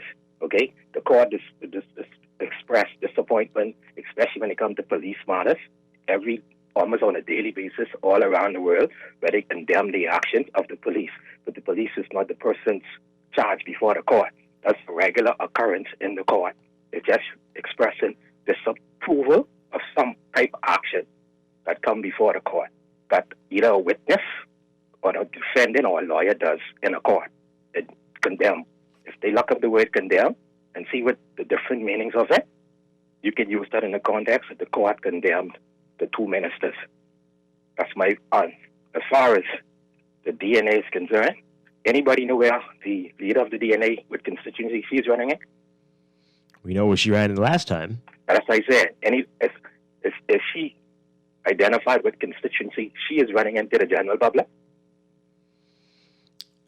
If you are the leader of the party and the public doesn't even know what constituency you vying for, judge the other persons who are not well known to the public. Public relations, like you say, Mr. Dwight, is a major thing going on with the DNA. Yeah. I mean, people want change, but we need first and foremost, we need a fixed election day. So all this stupidness would ring the bell, all that stupidness need to stop, because every political leader has used that as for me personally, I take it as an insult when these political leaders get up and talk about, I can ring the bell tomorrow, should I ring it the next day? I'm not a toy, okay? Yeah. Our democracy is not a joke. Yeah, obviously it's a game to them. It is a game. A game to them, you see? And we need a fixed election day. This should be the last election that we have, where everybody in the Bahamas doesn't know the official date of a general election. No, but we were promised that the last one was going to be the last one, right? And that hurts. That hurts. And you know something? It isn't that hard to even draft the legislation. It is not at all. Drafting all these emergency orders and things for the past and quick time in the blink of an eye. So Absolutely. How long does it take to draft legislation to have a fixed election date? It doesn't make sense. Thank you so much. The gentleman who said, but condemn, tell him, the court condemns people every day who is not charged before the court for some type of action. That just means disapprove of your actions. Well, that's all that means in the context that it's used in. They've been using that one for 4 years now. So I know, but I say even they appeal the cases, right? And the courts above the lady, they didn't even have an issue with nothing she said. Yeah. Okay. Thank you so much. Appreciate it. All right, let's take these really quickly. We got to move on. Good morning, caller. You're on the air. Caller, good morning. Hi, good morning. Yeah, good morning to all. Hi. You know, this thing about fixed election date and term limits and things, and it's not going to be a referendum on these things where it's, you know what I'm saying, where the when it becomes constitutional, it holds no water. You know, but to the DNA, remember the first time the DNA candidates, they were fairly hard. But the last time, they were superb, and, the first time they said, they need some time, you know what I'm saying? This party needs some time. The next time, and the last time, they said, the leader's arrogant. Tell me, which leader in this country is not arrogant? Which political leader in this country is not arrogant? Which politician in this country is not arrogant? People in the media are arrogant. You know what I'm saying? All the educated people in the country are arrogant. You see? So the onus is on the media, The onus is truly on the media. Every time you ask any one of them whether they would endorse the DNA, they would say no. Every last one of them. Who? The media? In fact, all of them, all but one, would say whether he is a PLB or FNM, which party he supports. You see, so it's a situation that we in. You understand what I'm saying? There's always some rhetoric and all those independent ones and those other third parties. You know what they do? They weaken the third party by not joining forces. You see, every last one of them, and at the final hour, they go and endorse one of the two major parties. Thank you. Okay. All right. Interesting. This will be our final call, and we've got to read some of these messages before we go. Good morning, caller. You're on the air. Hey, good morning, Dwight and Miss Gardner, right? Hi. Good morning. Yeah, how y'all doing? Doing well. Good morning. Excellent. And good morning to the nation. Dwight, it's very sad reality when you have persons coming behind, not just the regular justice, the actual not just the regular magistrate, the chief magistrate. Oh, Anton, please, that's not. We're talking about the DNA at the moment, right? And we were talking about the voter register situation. Now he brought that up because of something somebody else said, but let's not get completely sidetracked by that. Do you have any views on the DNA and how they're doing? We're talking about their PR machinery not quite working as well as maybe your party's machinery. Let's talk about that. Do you have any views on that? Okay. What happened with the communication in the House with the Minister of National Security, right? As a matter of fact, I was waiting for about 2 weeks now for you to get to the topic, because he would have made some revelations in the media on The Guardian as it relates to statistics surrounding the shot spotter technology, right? He would have stated what percentage of shots were tracked or identified as a result of the technology which was purchased by the Bahamian people, right? And directly by him in his authority as the minister, right? He would have also stated the amount of persons that were charged as a result of those arrests, right? And he would have tried to jump and make that seem as though that is the bar or the basis to determine the success level of the money being well spent. But that is absolute nonsense. He's fallen way short of the mark. As a matter of fact, he did not tell the Bahamian people, as a result of this technology, what percentage of people were successfully prosecuted. That is where we get to determine if the Bahamian people money was spent properly by him in his capacity as Minister of National Security. Anyone can be charged with anything, but if you are prosecuted successfully, that is where the meat is. And so tell the minister, come again, please. All right, so shot spotter sucks. Okay, this text here, I don't know. The DNA needs to focus on 1 and 2 seats to gain a footing in the government. Yeah, I think people have been telling them that for a while. There's no reason, and you might be the factor that changes how this thing goes, right? If you have maybe run 5 good seats, it could become that close, and who knows? You might be able to negotiate something unbelievable. So think about that as opposed to 39 subpar candidates. Another text here. It's not the DNA. If people are too lazy to find out who the candidates are, that's on them. Oh, yeah? The Bahamian people and the media are the problem. Oh, okay. The Bahamian people are the problem. That's why they are the poorest in their own country. DNA is not here to baby anyone. So listen to Dwight in media and go vote PLP and continue to suffer. I hope you are not the DNA PR team. Wow.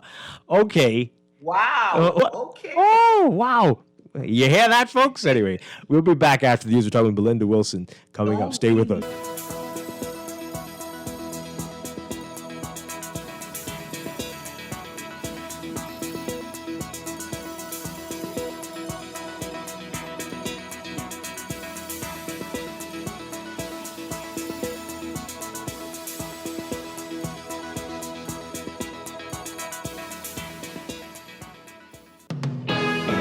Welcome back to Morning Blend here on Guardian Radio 96.9. We are streaming live on GuardianTalkRadio.com and on the Guardian Radio app for smart devices. Also on your televisions on Cable Bahamas Channel 969 and BTC Flow Channel 612. You can tweet us at Morning Blend 969 or Facebook.com/MorningBlend969. Text us 422-4796. And now at 8:19, it's time for your final look at weather for today, brought to you by Bahamas First Insurance. Here's what's happening. We've got that cold front. It's now across the northwest Bahamas. It's going to continue to move slowly southeastwards into the central Bahamas while creating some unsettled weather through tonight. Boaters in the northwest and central islands should be alert for possible waterspouts associated with that frontal boundary, and beachgoers should exercise caution due to swells along northern shorelines.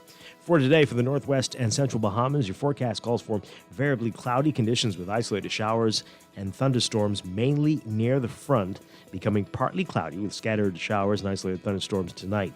Small craft caution in effect due to light swells. For the southeast Bahamas today, partly sunny and warm, becoming partly cloudy with isolated showers tonight. Right now, it is 74 degrees in Nassau under mostly cloudy skies. We're expecting highs to get up to around 82 Fahrenheit, 28 Celsius today. Overnight lows tonight getting down to about 70 Fahrenheit, 21 Celsius. In your extended outlook, that frontal boundary is expected to continue to move through the central and southeast Bahamas, where it will weaken and stall on Friday. A developing low-pressure system expected to move near the northwest Bahamas, generating moderate to strong winds and unsettled weather will move across the extreme northwest Bahamas on Friday and Saturday. So quite a bit happening for tomorrow. Friday, look for partly cloudy and windy conditions with scattered showers and isolated thunderstorms over the extreme northwestern islands. Partly sunny and warm with a chance of passing isolated showers elsewhere. Saturday, partly cloudy and windy with scattered showers and isolated thunderstorms over the extreme northwest Bahamas again. Partly sunny and warm with isolated showers in the southeastern islands. That's your morning blend weather check. Weather check brought to you by Bahamas First Insurance. What's first for you comes first for us.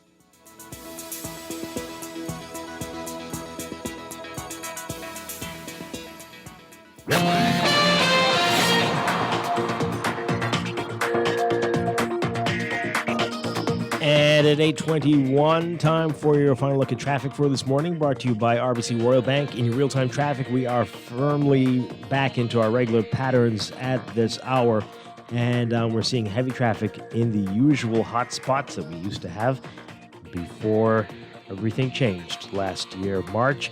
And so we've got Smile Butler Highway, heavy traffic from just north of Fire Trail, the northern lanes, heading towards Tonic-Williams-Darling Highway, and Tonic-Williams-Darling Highway westbound also backed up there and towards that roundabout. Elsewhere, Gladstone Road, slightly better alternate route for you, but not much better as the traffic is heavy in the northern lanes, the northbound lane, heading towards JFK Drive. Blue Hill Road also busy this morning from well south of St. Vincent Road and especially north of Carmichael and near Soldier Road all the way up to the roundabout with Independence Drive. You're going to be seeing heavy traffic in the northbound lanes there. And Independence Drive, heavy traffic westbound, heading towards that roundabout. East Street South also seeing some heavy traffic at this hour. Then there's Prince Charles Drive and Robinson Road. Robinson between Soldier and Old Trail, heavy traffic there in the westbound lanes. And Prince Charles and Foxhill Road. Prince Charles westbound towards Foxhill. Foxhill northbound, heading towards that intersection. And Eastern Road busy this morning, westbound from well east of Foxhill Road to well west of Foxhill Road. You'll be seeing that heavy traffic. You're probably just sitting there in your car at this hour. Bernard Road also busy in multiple directions, but mainly westbound this morning. And that intersection with Bernard, Wolf, Village, and Soldier Roads, very, very problematic this morning. Those are your hottest spots. That's your real-time traffic and your morning blend traffic alert. Good luck to you. Brought to you by RBC Royal Bank.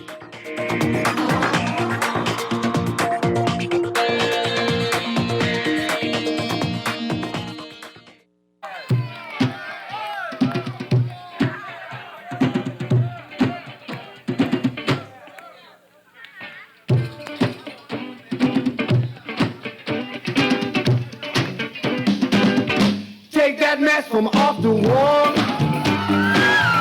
Give that baby back its ball. Leave other people things alone. There's other ways to get involved. Get involved.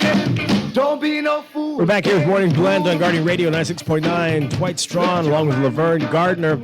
And we're going to be talking with BUT President Belinda Wilson. Before we do that, though, I just want to say very quickly, before I forget, I've been meaning to say this for 2 days now, but there is a mattress on Tonic-Williams-Darling Highway, the median. If you can picture that, I don't know how or why. It doesn't make any sense, but it's been there for 2 days now. And if you lost a mattress, it is on the median. And if you intentionally did that, or if you were going to dump it and it fell off, then you need to go back and get that. It is crazy, and I don't understand. I don't understand how this happens. But yeah, there's a mattress on the median. Okay. Belinda Wilson, good morning. Good morning. Great to have you with us as always. My pleasure. Morning, Mr. Strachan, and morning, Miss Gardner. Good morning. All right. And so it's been a little over a week. And how are we doing? Face-to-face learning in the public school system here and in some other islands. What's it been like? Are we back to normal? Is there ever going to be a normal? What are we looking at? Is normal a word? Yeah. Okay. I want to say you would note that there were 16 schools in New Providence that did not open face-to-face on Tuesday, February the 23rd. And most of them because of major school repairs. However, of the schools that opened, there were only a few that we had issues with, and Stephen Dillard would be one of those schools.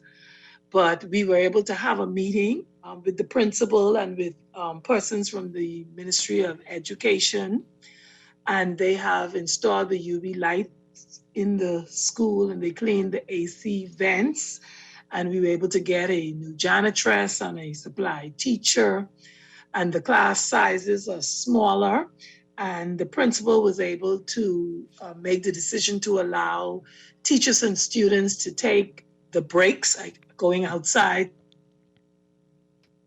whenever necessary.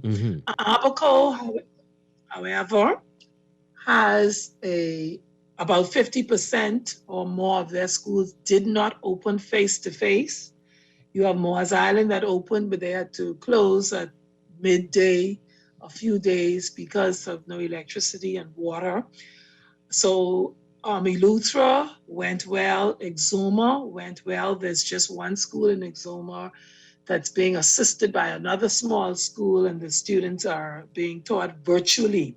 So overall, the opening face-to-face for those schools that open, we can give them a C plus. Oh boy. Okay, well, C plus is not a fail, but that's just about average. All right, so Let me also say this, though. I would have said previously that the Department of Education took a hands-off approach, and they did not give guidance to the schools. What they did is they said that each school would devise their own plans and organize themselves on the ground. And I must say that was the best thing they could have ever done. Oh, really? Because what happened was the union, we gave our shop stewards a COVID-19 checklist. So our shop stewards were able to meet directly with the principals. They did a walkthrough. They used their checklist to see what all out of about 25 items that we had on the checklist, what all the principals and the schools were able to do, and the areas that the principals were unable to have done was really things that were beyond their control. It was things like the plexiglass. We did not get any barriers, but that would be something beyond the school level that the Ministry of Education would have to install or would have to at least allocate the funds for. But just about everything that was on our list, the principal was able to meet with the shop stewards and the assistant shop stewards. They then did the tour.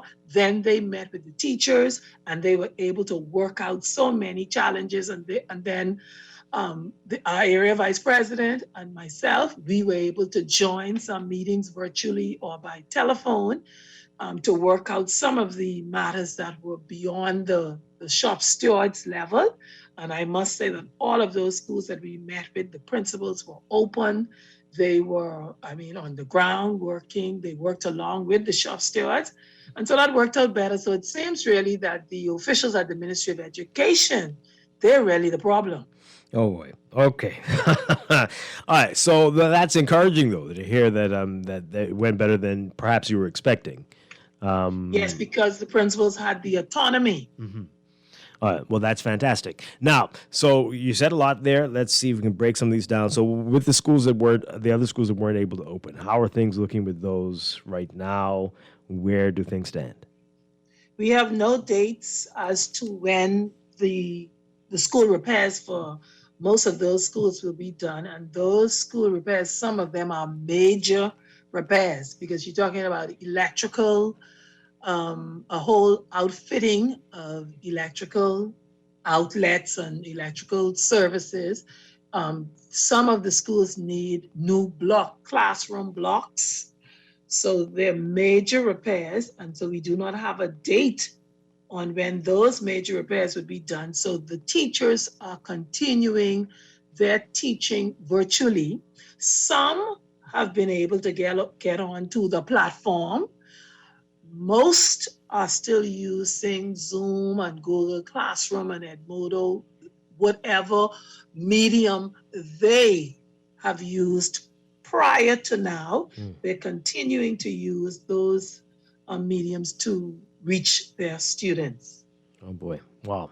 All right. So I wanted to ask you about that. The hybrid learning system, is it getting easier? I know you mentioned the platform, so that's still presenting challenges. Let's talk about that. But otherwise, with Zoom and all the other methods you mentioned, are we getting anywhere with this? Well, like I said, the teachers have taken the initiatives as they would have done previously. So the teachers are still teaching using the tools that they were using, and there are a few of them that are on the Ministry of Education's LMS. So up to yesterday, I did my follow-ups, and a lot of them are saying we're using our Zoom or we're using the platform that we were using, because the LMS again is not operable. It's not to the maximum use that it should be.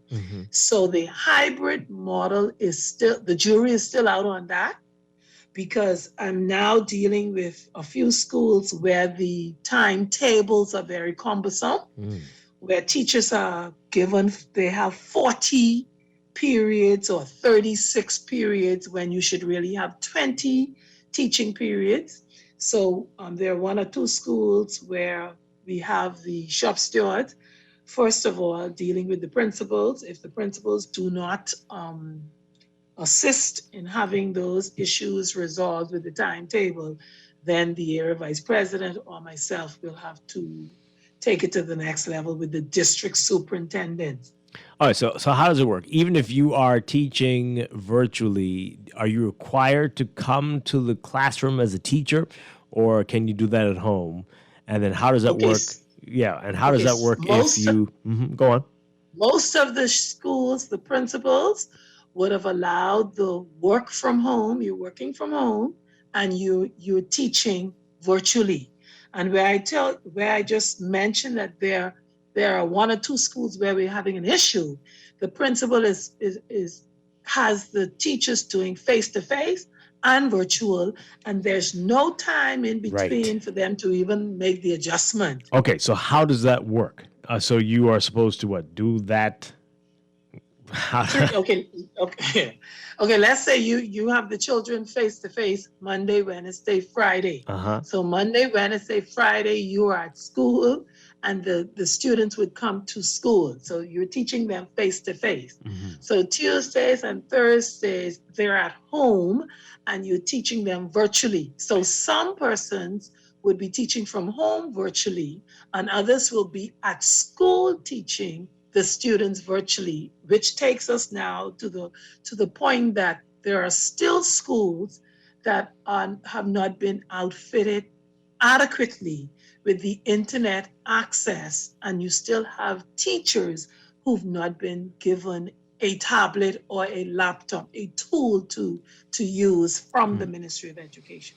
All right, so that makes sense with primary and still challenging. But what happens in the junior and senior school? So not all the grades are going to be there on campus on a specific day. Is that right? Yeah, primary, junior, senior, all of them would be using the hybrid model, and they'll be at school face to face 3 days or 2 days for the week, and virtually 2 or 3 days. So it was left up to each school to plan their format. Oh, so how would, let's say, a junior schools, grade 7, 8, and 9, they're all going to be there, or are they alternating the days there? So they're alternating the days. All right. So is there ever a teacher who has to teach face to face, but also has to teach virtual in the same day? Yes, which is proving to be a challenge, because by now what we thought that the ministry would have done by now, using the statistics and the data that they should have gathered for the past year, then they would know the students, first of all, who do not have access to a virtual platform or a tablet or electricity, and they would have those students come in face to face. They would have already organized or divided the teachers who would be face-to-face and the teachers who would be virtual and the students who would be virtual. That did not happen. So now you have the schools who are individually working out who do we use virtually and who do we use face-to-face, and which grades do we bring in on Monday, Wednesday, Friday. Wow. Ms. Wilson, I have a couple questions for you. What is, now that some of the schools have opened and they've gone face-to-face, what are we looking at now in terms of average class size? Okay, what happened was the ministry was working on 3 feet distance per student. The union, we pushed for 6 feet. So we stepped back and said, okay, we will work with the 3 feet. So thus far, what we asked our teachers to do was to do the spacing in their classrooms themselves, because when they returned, the spacing was not done, the markers were not down. So teachers spaced out their classes 3 feet. And so once they had their capacity, so it depends on the size of the class. So you would have some classes that have 12, some have 15, 1 or 2 have 18. And so we asked the teachers to take the remainder of the students to the principal's office. So the principals are now requesting from education additional teachers, or they would have been given supply teachers. So we have retired teachers who work as supply teachers. So some of the schools have been getting the supply teachers. Okay. The other thing, I wanted to go back to something that you mentioned earlier. You said that there are some schools that did not open because they needed major work done. Now, the major work that they need done, is that because of COVID, or are you saying that these schools weren't ready in terms of the annual repairs that schools go through? So the work that's being done is which they usually call the summer repairs. So it's major work that should have been done during the summer. And then you spoke about if it's COVID, but if you recall, construction was one of the areas that really, I think, was allowed to work more than others during the COVID period. Yeah, we've been asking about that for a long time. That's why I was curious about. So it's the summer repairs that have not yet been done. My goodness. All right. We are hearing that the leeway that was given about uniforms, that for some students that seems to have run out now, that they're being told after today or after tomorrow don't come back without a uniform. Are you hearing that, and what are we to make of that?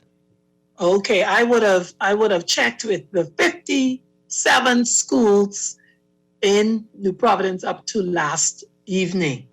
And all of the schools said that the principals first may have said, okay, you're coming in your uniforms, because there was no direction given from the Ministry or the Department of Education. But what they've decided is that the students would come in a t-shirt or jeans or their PE shirts, whatever they have, once it's covering their bodies. So the principals have been working very closely with parents and allowing the children to come in whatever clothes they have. So with that said, I want to appeal to the general public. If you have uniforms that your children are not using, then please drop them off to the various schools, or if you can afford to purchase some uniforms to donate to the schools, the guidance department is there, or the principal, we'll really appreciate that. So as far as you know, no one is being told, that's too bad, you better come in uniform, or that's it? No. Every school that I've touched base with last evening, and I deliberately sent out the appeal to the shop stewards, please let me know what's happening at your schools with uniforms. And they said the principals have been working very good with the parents, and they're allowing the children to come in whatever clothes they have. Okay, so that's no excuses there with that. Okay, great. Getting some messages here. Somebody saying, yep, at Eva Hilton, teachers have to teach face-to-face and virtual at the same time, and the kids on virtual are being left out. Yeah, okay. I would think a year later, we should not be going through this, because we would have suggested, we recommended to education from like August of last year. And they, in our meetings with them August last year, they identified some, I call them, let's say, substations. So, for example, Eva Hilton, since that was just mentioned, Eva Hilton would be close to a Living Waters Church, which has a huge sanctuary, and they also have a school. So you would think that education would have, when we talk about working with stakeholders, would have been working with these nonprofit organizations, the churches, and other persons who may own buildings in the areas of the schools where they should have known that if the capacity of a school is 600 students on a regular basis, and you're now under the COVID protocol of 3 feet, then you may only be able to accommodate 300. So they should have been looking for alternative sites, and they should have worked out with the various sites how they would be able to man those sites with a school administrator, which teachers would be identified for those sites. If you would have to use the supply teachers or retired teachers or even volunteers from the community, all of this should have been worked out by now. It's 1 year. So the children that are home on the virtual who are not getting that face-to-face, they are disadvantaged, but 1 year later, there is no excuse for us not being able to say, X school, their additional children will be housed at this establishment or this school room or this church, and they would be able to get that face-to-face learning as the others are getting. It's already March. We're approaching the end of the school year. This is the time people start thinking about end of year exams. Are we in a position to do that? Are we going to be doing that, from what you understand? Or should we, I think we asked you this before, or do we need to extend the school year to make up for so much ground that has been lost? Okay, let's speak about the exams. From what I heard on the ministry's press conference a few weeks ago, they intend to go forward with the examinations. Again, we are recommending the predicted grades, award the students predicted grades, and that is what Cambridge is doing again. Cambridge has 10,000 schools that they have oversight of in 160 countries. They are not sitting the examinations in June. They are using the predicted grades and allowing students at a later time to sit the examinations if they wish. And so the predicted grades would be a combination of the 3 years of work that the students would have done. So the 3 years of work would be their in-class work, their homework, their quiz, the end of term examinations that they would have done over the last 2.5 years. And the teachers would be the ones to submit the grades. And there's an independent body that will have a criteria as to how you award the grades.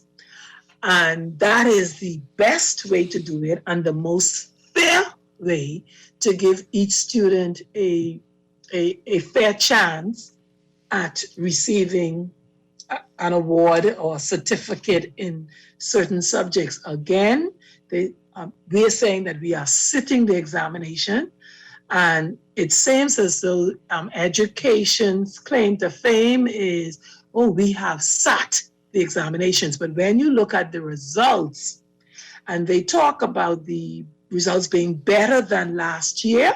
But when you look at the results, and I've done an analysis of it, the improved grades are really the private schools students. They got the majority of the grades that were improved. So the public school students, again, are still lagging behind. Wow, that sounds quite complicated there. But I mean, what will this mean for students who are seeking to do the BGCSE and maybe the BJC as well? I feel they're in a worse position than the students from last year. I think they're in a worse position. Yeah. They are than the students from last year, because remember, the students last year, the examinations usually start in April, and the students last year, schools, the last day of school was Friday, March the 13th. So they basically would have covered more than the students this year who have not been in face-to-face, right, or they've not even been on the virtual. So I think the results this year will be worse than last year. What can we do? Is there anything that can be done? You talked about the extending the school year. Right. Okay. I know that when I submitted a document, and I always talk about this document, the Spotlight on Education. This was submitted to Education May the 11th last year. And in this document, it's a 52-page document, we recommended, or we asked the question, is education prepared to modify the school term or the school year based on the pandemic? Well, they were not open to that suggestion. So we are still on the same schedule or the timelines that we were in it, if we go and call it, quote, in a normal school year. So there is no extension or any modification of the school year or the school term. So there's been no discussions along that line to even say that you would have teachers who may be willing, let's say, to teach in the summer or willing to teach on the various breaks that we've had already or that are upcoming. All right, we're going to take a break. When we come back, we have quite a few text messages here. I'm going to ask you all as well about your relationship with the Minister of Education. Are you all talking as yet? We're going to get the answer to that after the break. This is Morning Blend on Guardian Radio 96.9. We're talking with Teachers Union President Belinda Wilson. Stay with us.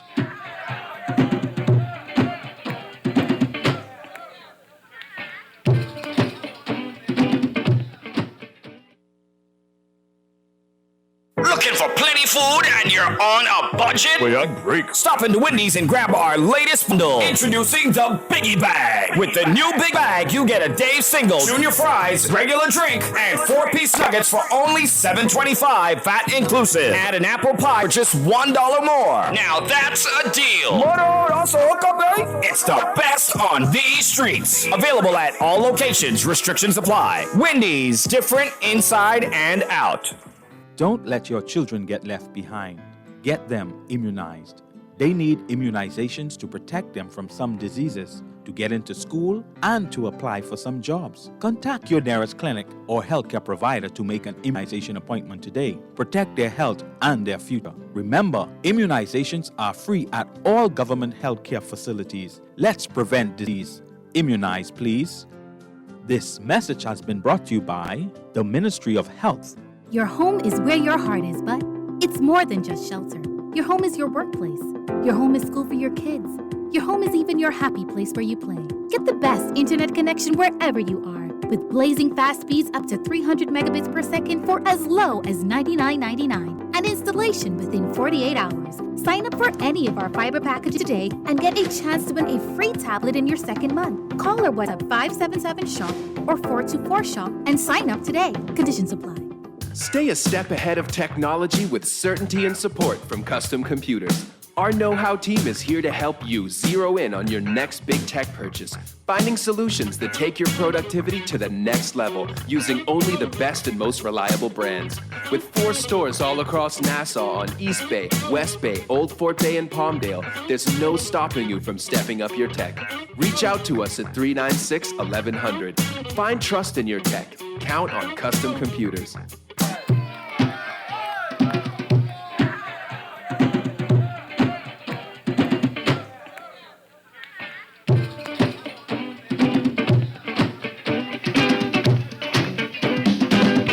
Take that mess from off the wall. Give that baby back its ball. Leave other people things alone. There's other ways to get involved. Get involved, don't be no fool. Stay in school. Let your mind become a tool. Church were made for fools to be. Locked away from society. Get involved, get involved. We're back here with Morning Blend on Guardian Radio 96.9. Dwight Strachan along with Laverne Gardner. We are talking with the president of the BUT, the Bahamas Union of Teachers, Belinda Wilson. Okay, so we are getting quite a few great messages here. Somebody's asking, wasn't it up for suggestion to have a reset of last year and this year and pretty much have students remain in their grades until all of this would be ironed out? Wow. Yeah, let's talk about that. That comes up often for everybody, just to do a repeat this year.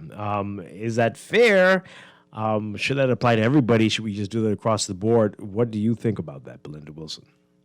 Well, actually, the recommendation that I would have sent to education was that students should be given the opportunity to repeat. But if it were me, I would have repeated the year. And let me tell you, for everyone, why. No matter what? For everyone, and let me tell you why. First of all, I would have repeated everyone because they've lost so much time. Mm-hmm. Secondly, when you think about our students graduating, some of our students graduate at age 15, 16, 17. So an additional year would not hurt them because many of them cannot even go on the job until they're 18. So a repeat would not, in my estimation, hurt them. It would have given them an opportunity to learn the information or the content that they did not get. Mm-hmm. And think about this too. There were the scholarships for this year. No new scholarships were given for this year. So those students who completed this year now may not have the opportunity to get the scholarships next year because they would have already graduated. So if they were still in school, then they would be able to enjoy that opportunity for the scholarship. But I don't see where 1 year would have hurt the students. I don't see it. Oh boy, even those, we know we have a lot of students who are going in these systems with K-5 and they're born late in the year and so they're graduating at 17, 18. A year could be a lot. Okay, think about it now. If the students who are going into K-5, okay, where you really would have had a challenge would have been at the grade 1 because those ones in K-5 are to come to grade 1. But again, if you are a technocrat, you are an expert, you have all of the data in front of you. So that takes you again to, all right, if this school has 100 new grade 1s coming in and we want to split them into, let's say, 20, so then we know that we need additional space for 100 students and we need 5 teachers. So are they volunteers? Are they teachers' aides? Are they supply teachers? Are they retired teachers? See, these are the kind of things that we expect our leaders, the technocrats, to work out. Okay. All right. I don't know. So even A students, you're thinking that they should also just do it all over again? You saying A student? A students, yeah. Should that's they what be I said. required? What I said is, okay, no matter give what the your grades are, but you're saying option, but you would have preferred for everybody to do it over, including A students. If you have the A student whose parents and the student is comfortable, is pleased that their performance is what they expected it to be that year, then by all means, you have a scholarship, you have a plan for what is next in your life, then carry on smartly. Go along, move on. But the majority of our students, if you look at the statistics and the data, they're not in that A category. Wow. All right, this is an interesting text here. Why is the government and the principal of Anatole Rogers charging 12th grade students to bring their laptops to school? And why did the government give out laptops to turn around and charge students during these hard times? Do you understand that text? I'm not aware of that, and I will, after this show, I will get right on that to find out from the shop steward if that is happening. And if it is happening, then it's a breach of policy. Ms. Wilson, do you have data as to the amount of students who were logging into the virtual platform to see how they were performing, how they benefited, or anything like that? Well, what I did was, I would say probably almost daily for the last year. I really feel like I was working triple. But almost daily for the last year, I had the shop steward send to me like an update. So let's say a school has 50 teachers. So almost daily, they were logging in and sending to me, because we have the WhatsApp chats and we have our mode of communicating.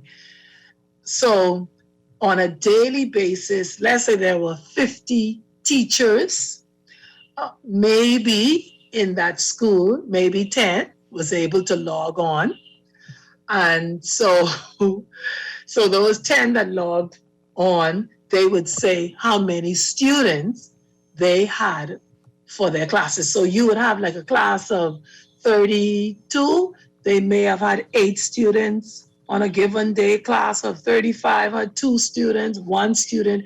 It was poor, and the Ministry of Education gave a number. They said 30%. So 30% would have been 14,400 students that did not log on a day-to-day basis. My goodness. But I would challenge them to say that it was much higher than that. Wow. So based on those numbers, these students are even further behind then, because even when they were supposed to log on, they weren't logging on. And yet we're still going into regular exams? Yeah, and I would say that the gap is immeasurable.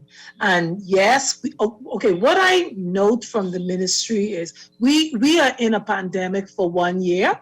We are under COVID emergency orders, and the way that education should be delivered should be changed, but the Ministry of Education and the Department of Education officials have not, there's no shift. They've not shifted. It's the same thought. School opens today, okay, children come in, teachers, teach your children, this is the timetable, break time is 10 o'clock, lunch time is 12 noon, and let's just carry on smartly. Wow. Laverne, you were saying something else? Yeah, are we using a standard LMS, or it's up to the teacher or the school what they use?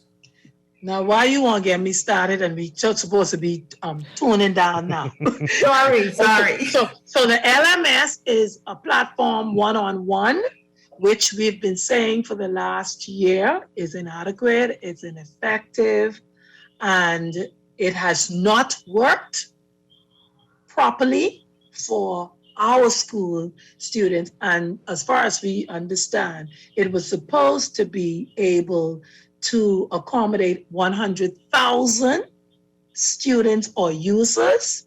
And I can say to you that they're very, very far off from that. I'm not certain that they can accommodate 1,000, much less 100,000 users. So I hope that now that we're on the hybrid model, that they would test the platform properly now to see how many persons can efficiently log on.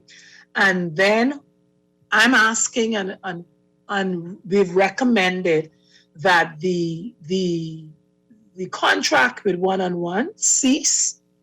And for September, there is a proper, efficient platform used so that we can get 100,000 users on that platform. So then you're talking about the public schools, the private schools, the University of the Bahamas, BTVI, so that you would have a holistic approach to the use of the technology in education, much less, not just the public schools. All right, we only have 30 seconds left. You and the Minister of Education, Jeffrey Lloyd, are you all speaking? Have you met recently? I know he said he wasn't going to talk to you again until you apologized. That was a while back. Have things improved with your relationship? I've not had any communication with the Minister of Education. However, I want to say that my communication on a daily basis with the Permanent Secretary, we communicate through email, WhatsApp, telephone, 5, 6, 7, 8 times per day. I'm in constant contact with the Deputy Permanent Secretary, with Deputy Directors, with the Director has even communicated. The Undersecretary, I've been in communication with her. The District Superintendents, I'm able to just pick up the phone, call them, send a WhatsApp message, send an email. Principals have been open. I've been communicating with them. So it really does not matter that I've not communicated with the minister. Again, he's the policy maker. The persons I've just listed, they are in charge of the day-to-day operations. So once we keep the communication open on this level, I don't see where we will have an issue with communication with the personnel at education. Okay. All right. Belinda Wilson, thank you so much. Appreciate your time, as always. Great Thank talking you, to you. teachers. Solidarity forever. Keep up the good work. All right. Boy, this has been interesting. Okay, we're going to take a break. Laverne, when we come back, it's Morning Blend Business, and we're talking about living wage. What would be an appropriate living wage for the Bahamas today? We're going to get into that discussion after the break. Stay with us. It's a new day. Wake up. It's a new day. This is Guardian Radio 96.9 FM. Fresh news, smart talk, all day. The views and opinions of the hosts and guests are their own and do not necessarily reflect the position of the management and staff of Guardian Network. Wake up. It's a new day. Wake up. It's a new day.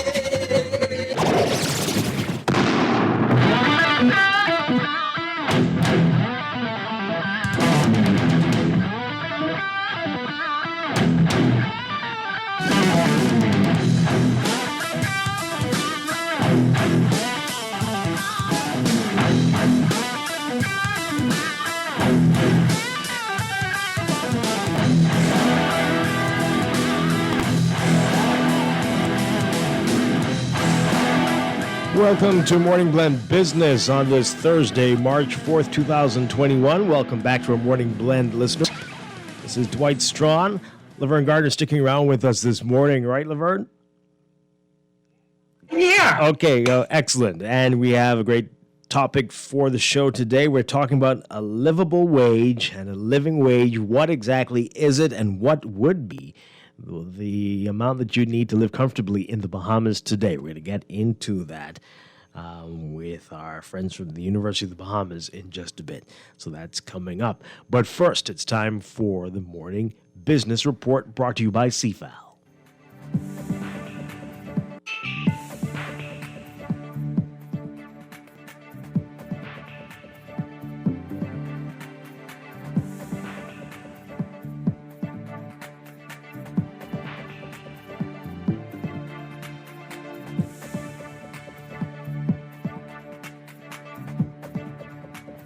In your morning business report, a just released analysis by the Inter-American Development Bank, the IDB, highlighting what the bank has called weaknesses in the Bahamas' fiscal policies, governance, institutions, rules, and processes, plus public financial management processes and public financial management. Pointing specifically to the Bahamas' fiscal accounting practices, the IDB stated that information is lacking on extra budgetary expenditure of funds and that tax liability assessments and exemptions are still subject to the discretionary powers of different government entities or lack enforcement. The analysis, part of a book entitled Economic Institutions for a Resilient Caribbean, which lays out a specific reform agenda for the Bahamas, along with Barbados, Guyana, Jamaica, Suriname, and Trinidad and Tobago. It presents recommendations on how these nations can strengthen their institutions to promote economic growth. The IDB stated that for the Bahamas, annual financial statements do not meet international standards in terms of presentation or disclosure. It says there have been problems with reconciliations, and although Auditor Generals highlight weaknesses and breaches of the rules, response efforts have been limited, reflecting lack of accountability and low regard for the auditor's opinion. While key budget reports are prepared, public access and financial information are rather limited, according to that report. The organization also pointed out how Caribbean countries do not show systemic or timely follow-up in Auditor General findings, specifically in the Bahamas, Guyana, Jamaica, Suriname, and Trinidad and Tobago.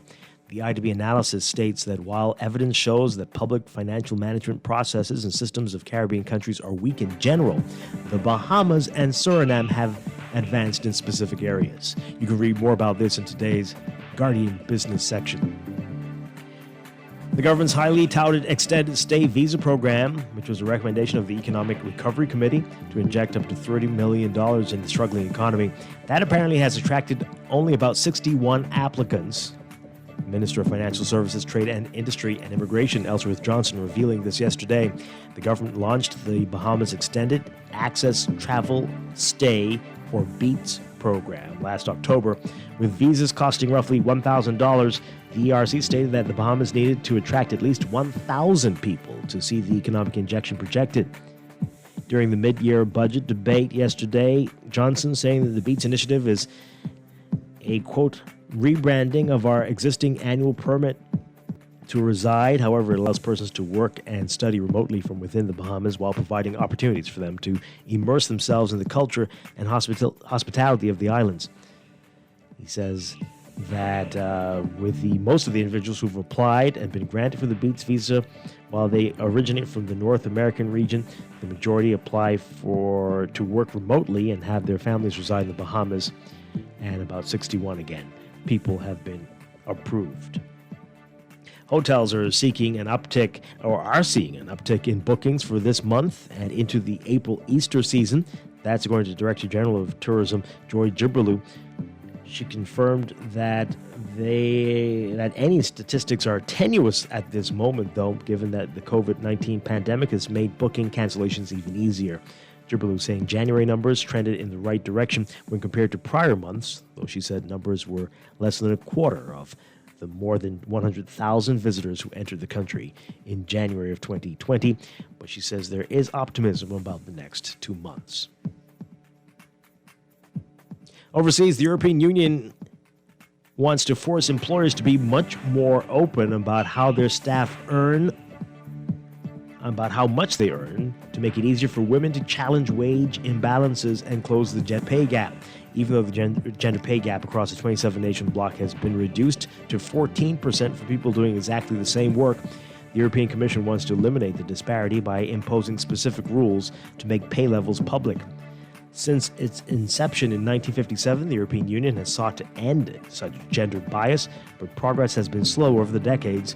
When it comes to pension rights reflecting working conditions for the past 30 to 40 years, the gender gap still stands at 30%.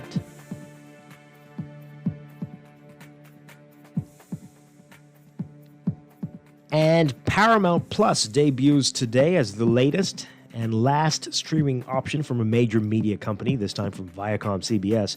It's betting that consumers are willing to add yet another paid streaming service in an increasingly crowded field. Its backers hope for a smorgasbord of offerings, live sports and news, reboots of properties like Frasier and Rugrats, original shows like Star Trek Discovery and the Viacom CBS Library. They're hoping that will entice viewers, but it's relatively late entrance to a competitive landscape at a $4 price and a $4 price increase over its predecessor, CBS All Access, could make it a challenging sell. Over the last year and a half, more and more streaming services have debuted to challenge the reigning Netflix, Hulu, and Amazon Prime. Disney Plus kicked off things in late 2019, followed by Warner Media's HBO Max and NBC Universal's Peacock and Discovery Plus. Closer to home in your Market Watch, recapping trading on the BISX from Wednesday. Your market movers: Cable Bahamas moving 5,000 shares, closing up 29 cents to 328. Fidelity Bank moving 3,000, closing up 40 cents to 14.25. Consolidated Water up 6 cents, closing at 2.68. And Emira Incorporated down 10 cents, closing at 10.13. The BISX All Share Index closing at 1,966.22, up 10.32. That's your Market Watch, and that is your morning business report, brought to you by CFAL, growing wealth for future generations.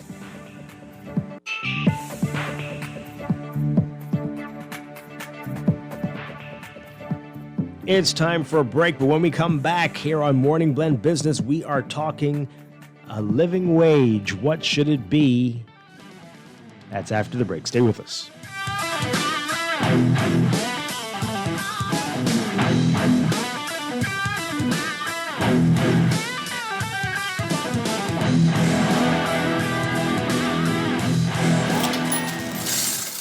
Hear that?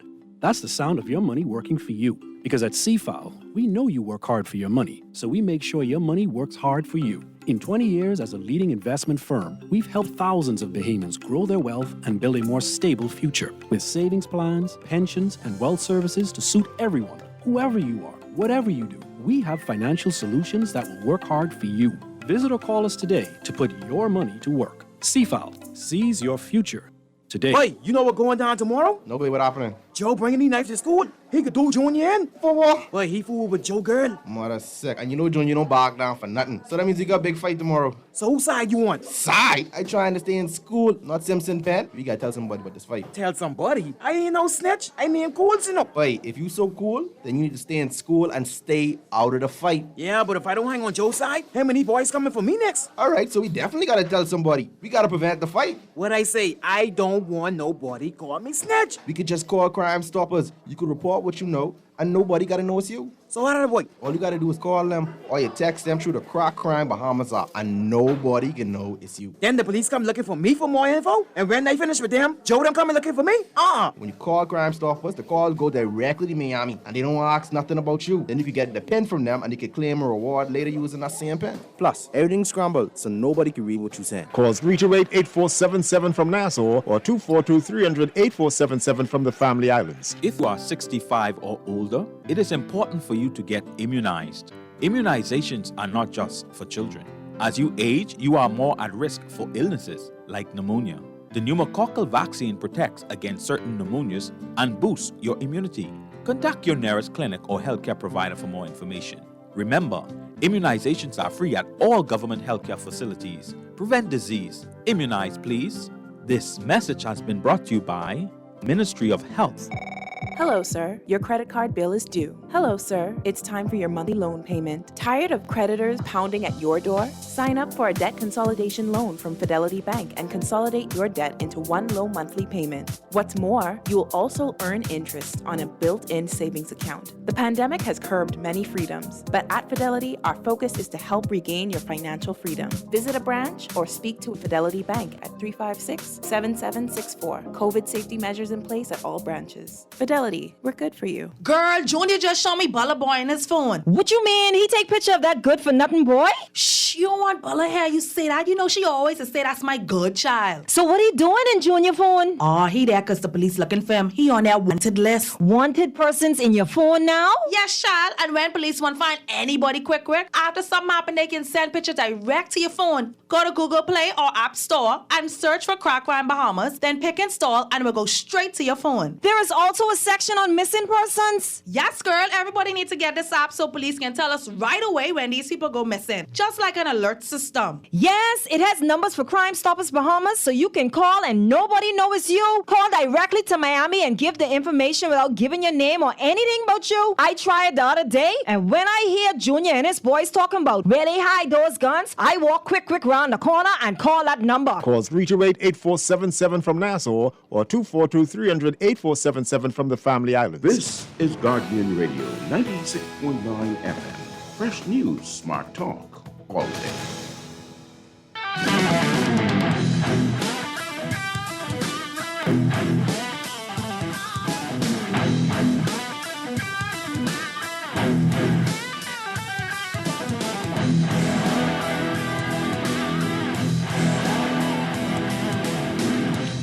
We're back here with Morning Blend Business on Guardian Radio 96.9. Dwight Strachan along with Laverne Gardner. And people talk about it all the time. You hear it all the time. Instead of a minimum wage, you should be looking at a living or a livable wage. But what does that all mean? And what does a recent survey tell us you would need to survive here in today's Bahamas? We're going to talk about all of that with our guest this morning. Leslie Archer is a policy fellow with the Government and Public Policy Institute at the University of the Bahamas. Good morning, Leslie. Great to have you with us this morning. Good morning. Thank you for having me. I also just want to introduce Dr. Vijaya Permual. She was a part of the team for the Grand Bahama section. So I'm super happy to have her with us. Oh, wonderful. Good morning. Good morning, folks. Great to have you with us. Great to have you with us this morning. All right, so let's begin with what a living wage is. What exactly is that? And I guess we can compare that to what a minimum wage is, which is understandable there, I'm sure explanatory. But what is a living wage?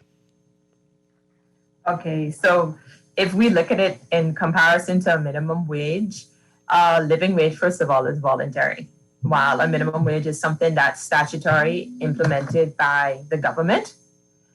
So persons or employers voluntarily suggest a minimum wage. Also, a minimum wage is generally determined by politics or political variances and there are discrepancies, whereas a living wage is primarily based upon the cost of living or the preferences of persons that live in the country. So it's not subject to political influence in the same way that a minimum wage would be. Those are the two major differences. Yeah, there's some big differences there. All right. Why is it important to you to even talk about a living wage, a livable wage?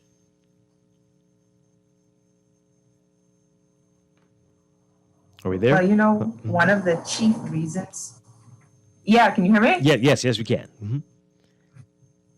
One of the chief reasons to advocate for a living wage is that the intention of a living wage is to reduce poverty or really to eradicate poverty in society. And it follows along the principle that if you work, you have a right to live a decent life in the country where you work. So if you work, you should be able to live comfortably. You shouldn't be able to struggle along that principle of fairness and equity. And it's also not subject to a gender bias as well. Right, and that's a big issue.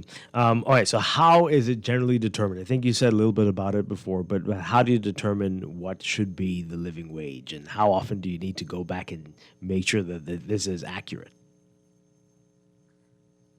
You know, and I think we had discussions with Dr. Permual could say there's so many ways that you could determine a living wage. There are actually over 100 different strategies or approaches in the world to decide what a living wage is. For example, in the UK, they use a social consensus method where they just ask people, what do you believe a person should have? What do you believe a man who's in his 40s should have? What does he need as a basic thing to live? And then they go and they get prices for these things and they say, well, okay, this is the living wage for a man in his 40s, etc. This is a living wage for children based upon what people say.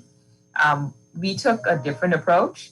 We used international and local standards for the minimum acceptance standards. And we used secondary data, what the research that Bahamas already did, or how much money do people spend on clothing? How much money do they spend on housing? How much money do they spend on education on average? Persons in the lower quintiles. So when I say lower quintiles, I mean the minimum wage workers or persons who make a little bit above the minimum wage. The research is already there by the government on how much they spend. So we take that along with international standards and say, well, okay, this is what you need for the minimum to live above poverty in the Bahamas, to not fall at the poverty line or below it. Right. And the institute, the Government Public Policy Institute, conducted a living wage survey. And this is how you came about with these numbers. Is that right? When did you do it? Yes. Mm-hmm. Vijay, you want to tell them, I guess, when? Because we started shortly after the hurricane for Grand Bahama. So that was, and Dr. Permual was in Grand Bahama facilitating that.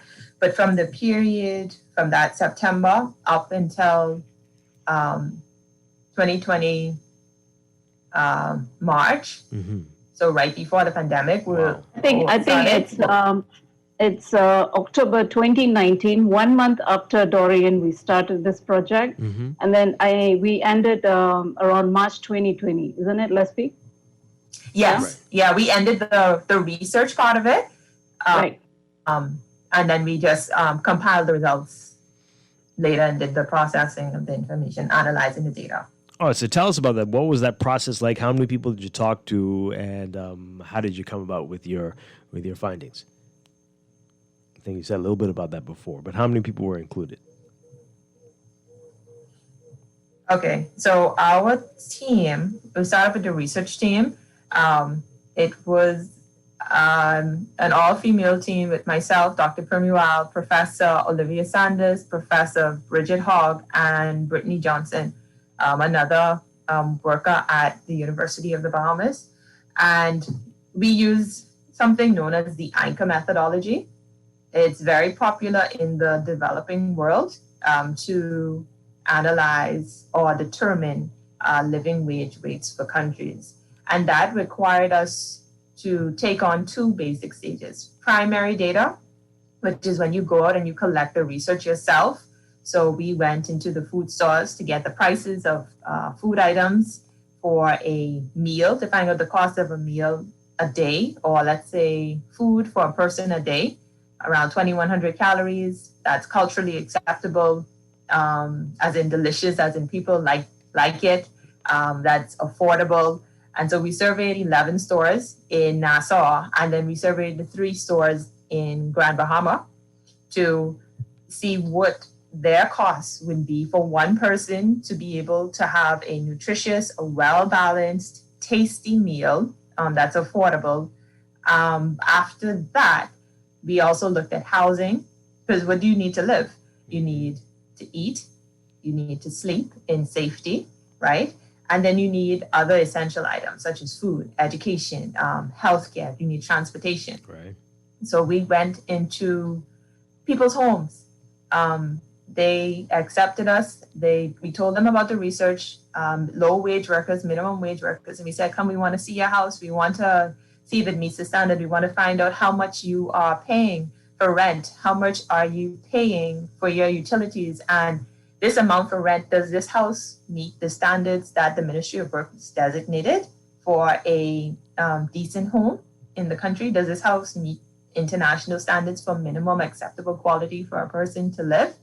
So we were able to visit homes in New Providence, in communities where low-wage workers worked. We found some really beautiful homes in Mason's Addition. We were throughout little pockets. We had different zones throughout little pockets to see how people are living.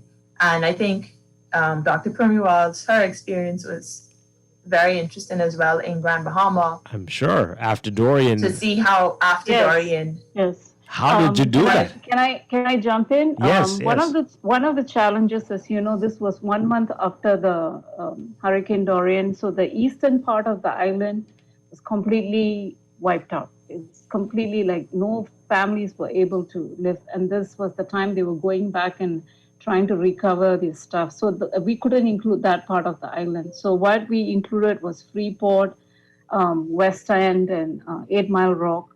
So that was one of the challenges. And, people were misplaced and they lost their homes. So they had to look for alternate housing. They were given certain 3-month subsidies or whatever. But, so we could only interview people that were willing to let us come into their house. And we have to be sensitive because some of the homes were not maybe from their perspective, don't bring in people. It's kind of ready for public viewing. So we avoided bedrooms. So we just surveyed them in the living room and look at the neighborhood. So it's based just on voluntary participation. But this was some, and then added to this thing is the pandemic that came in 2020. Right. So, yeah. My goodness. Okay. So many questions about what the findings were and the numbers. But so let me ask before we get into the details with the findings. Would we expect for there to be differences in Grand Bahama and New Providence? I think I know the answer. But even without factoring in hurricanes and pandemics, normally, should there be? Would there be? Laverne, I know you know the answer to this one, but I mean, is that what we're expecting, that there would be a different living wage in different parts of the country? Is that supposed to be like that? I come from outside. Yeah, this is what I look at. All the prices are slightly more higher than New Providence. Housing, utility, food, transportation, just about everything. So I think people in Grand Bahama, the minimum wage is not enough. As you know, because of several hurricanes, if you look at the past, the economy did not recover. That's not enough jobs, and then with the pandemic, it affected, many people were unemployed, homes were destroyed. They are in the process of trying to recover, putting their families, people were missing, presumed date. So there were a lot of additional stress. And then, of course, pandemic came. So we're definitely behind. I mean, we are paying more prices compared to folks in Nassau. Mm-hmm. And so these are some things. These are my observations. Yeah. And it's been like that for a long time. Mm-hmm. It surprised me as an Nasubian pretty much all my life. I did think that Grand Bahama, for some reason, I thought it would have been less affordable. I mean, I thought it would have been more affordable to live on the islands, but that didn't show itself to be the case, not with our study and with our methodology. That wasn't the case. It was more expensive in Grand Bahama. However, once again, as Dr. Permual shared, I don't know if maybe Dorian affected the cost of food or, housing. It did affect housing. Housing in particular was more expensive than in New Providence. Yep. But also, again, the methodology. Maybe it's cheaper to build a house in Grand Bahama, but we surveyed the rental market and not the home building market. So that affected our results as well. Well, my co-host Laverne Gardner is right there in Grand Bahama, and you know firsthand how this is. It's been like that for a little while, hasn't it? Yes, and Dorian and the pandemic only compacted the issue. It has been that way. In terms of housing, the cost when you look at renting is more, but building, I think you would find that it would have been less if in terms of even our cost of property and what we pay or to build a home. But renting, I'm sure, would have been more. But the difference in prices is normal. It like I said, Dorian only compacted it. It has always been that way. Mm-hmm. All right, so we've left people in suspense for long enough. Let's talk about your findings, what you found, and what would be a living wage, a suitable living wage for people in Nassau and people in Grand Bahama. What did you find out? Well, before I say these numbers, I want a prerequisite by saying that the living wage, or something that's also separates it from the minimum wage, is that it is a family concept. Its underlying principle is that we're better together. We can work better together. We can save better together. So we constructed a model family using research. What is the average amount of children that a family would have, et cetera, using the information available to us from the Department of Statistics. And that came out to be, a family of 2 adults and 2 children. So a family of 4. So our living wage it represents the amount of pay that a worker needs to be able to take care of their family without having to work in job and without having to work overtime pay. It also takes into consideration the average employment rate in the country per gender. So when I say that, I mean there is a difference between the likelihood of, or the percentage of women that are working versus males that are working, which is why we did a heterosexual couple or a male and female in partnership. We wanted to capture that difference statistically. What does the research say in terms of males working and females working? What is the likelihood that a female will be working full time? In New Providence, for example, there's a 78% chance that both persons in a couple have a full-time job. And in Grand Bahama, prior to the pandemic, there was a 67% chance that both couples were able to find full-time employment. So we try to be as broad or to include as many of the realities as possible. And with that, now I can say what the living wage is. Okay. In New Providence, for a family of 4, and also we included national insurance, which is 3.9%. We included an average union dues of $25. We included 5% for savings. We included another 5% for emergency and sustainability funds. That is $2,625 a month for New Providence. $2,600. Right, and that if we can compare that to the minimum wage, which is $900 and $25. Wow. Per person. So for the whole family, a family of 4, a family of 4, 2 adults and 2 children need about $4,400 a month, $4,400 a month, based upon our math, and I could just break it down without getting too complicated. But working, remember you have 2 adults working, the full-time worker would need to bring home $2,625 a month. Does that make sense? Did I say that clearly? I think so. $2,625. You need around $4,000. Right. Yeah. But that's for New Providence. But the minimum wage right now for one individual is about $925 a month. Right. That's a big difference there. Big difference, and not surprising to many people. But I mean, even what's interesting, the poverty rate, the minimum wage is actually lower than the country's poverty rate. What is the poverty rate? The poverty rate is the least. This poverty rate was calculated, the most recent poverty rate I have up to this findings publication was calculated in 2013. So that was many years ago. But that poverty rate, you need in Nassau or New Providence, $1,100 wow. for a person to not be in poverty. And the minimum wage is below that. Is barely over $900. All right. You broke up when you're giving the definition. This isn't uncommon in certain countries. Really? All right. You broke up when you were giving the definition. Say it one more time so everyone can hear what you're saying. The minimum wage versus the poverty rate. Explain that again. Yep. Okay, so the poverty rate for New Providence is $1,100. that the poverty rate is the amount of money a person needs to stay out of poverty in this country, or to not be considered poor.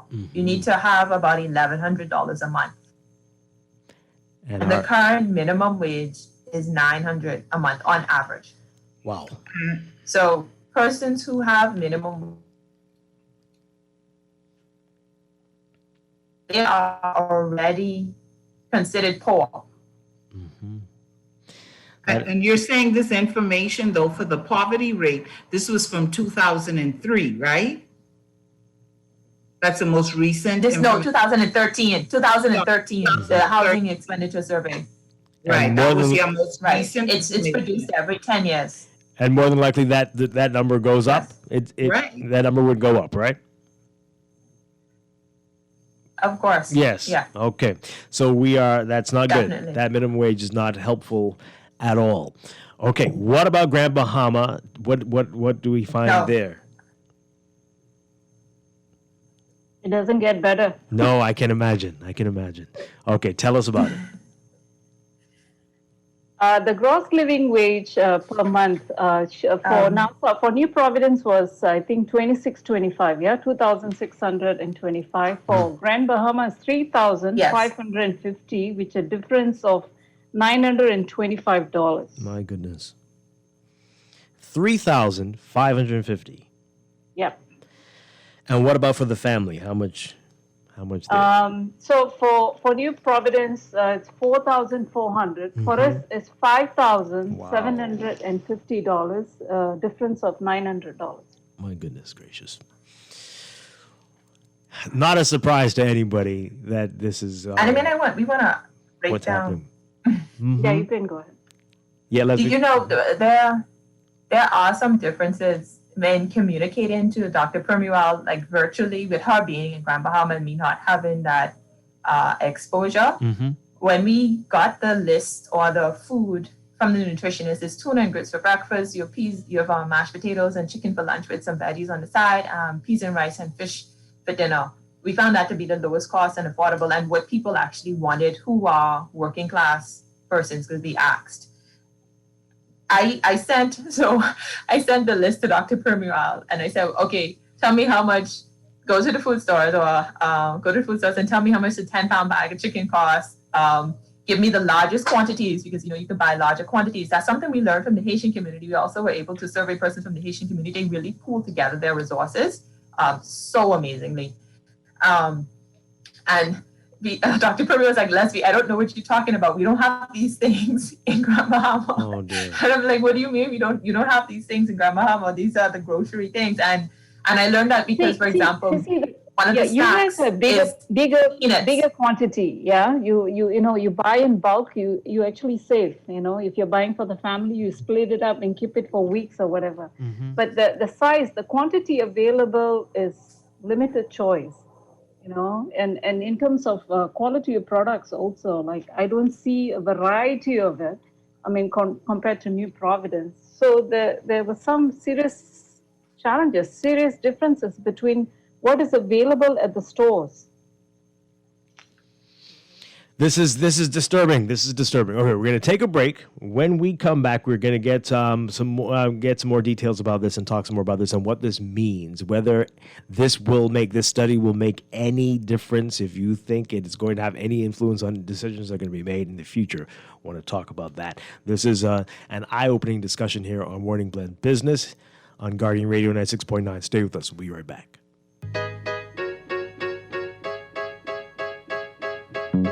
If I share with you my story, would you share your dollar with me? Bad times are coming and I reap what I done sown. For the past 33 years, Great Commission Ministries has been defending the poor and hurting, feeding the hungry, and sheltering the homeless.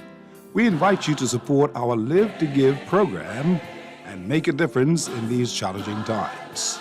Become a donor by giving a one-time annual gift or a monthly donation of $50 or $100. Call Great Commission Ministries at 325-5801 for more details, or visit our headquarters at 237 Wolf Road. Join Live to Give today. This public service announcement is proudly sponsored by this radio station. Hello, sir. Your credit card bill is due. Hello, sir. It's time for your monthly loan payment. Tired of creditors pounding at your door? Sign up for a debt consolidation loan from Fidelity Bank and consolidate your debt into one low monthly payment. What's more, you will also earn interest on a built-in savings account. The pandemic has curbed many freedoms, but at Fidelity, our focus is to help regain your financial freedom. Visit a branch or speak to a Fidelity Bank at 356-7764. COVID safety measures in place at all branches. Fidelity, we're good for you. This is Guardian Radio 96.9 FM, Nassau, Bahamas.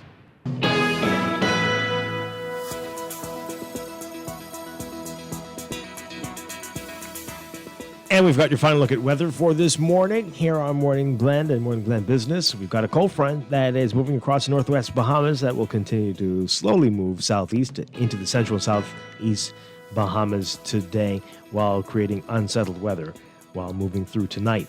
Boaters in the northwest and central Bahamas should be alert for the threat of waterspouts associated with the frontal boundary, and beachgoers should exercise caution due to swells along northern borders and northern shorelines. For today, for the northwest and central Bahamas, variably cloudy with isolated showers and thunderstorms mainly near the front, becoming partly cloudy with scattered showers and isolated thunderstorms tonight. The smallcraft caution is in effect due to swells. For the southeast Bahamas, partly sunny and warm, becoming partly cloudy with isolated showers tonight. Highs getting up to around 82 Fahrenheit, 28 Celsius. Overnight lows tonight getting down to about 70 Fahrenheit, 21 Celsius.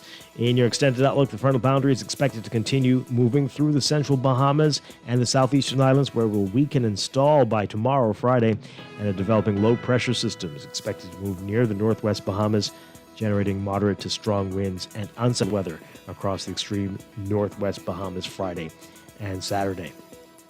So expect that for tomorrow, partly cloudy and windy conditions with scattered showers and isolated thunderstorms over the extreme northwestern islands, partly sunny and warm elsewhere. Saturday, partly cloudy and windy with scattered showers and isolated thunderstorms again over the extreme northwest Bahamas, partly sunny and warm with passing isolated showers elsewhere. That's your morning blend weather check.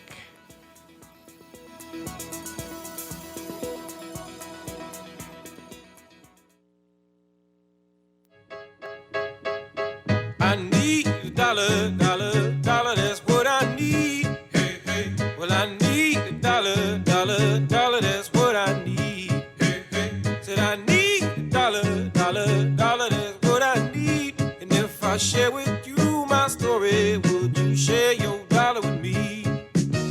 Bad times are coming and I reap what I done sowed. Hey, hey.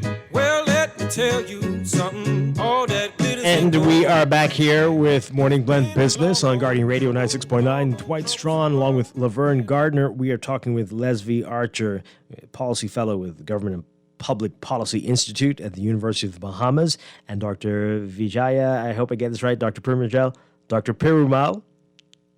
Yes? Yes, Perumal. Okay, Dr. Perumal, Associate Professor at UB, the University of the Bahamas, in the Department of Social Services. Okay, we are talking living wage today. Okay, so you got those numbers out there. That works out to what per hour? We know it's $5.25 or so in for the minimum wage here, and with that number for New Providence, do we have what that works out to be hourly? I did not do an hourly rate.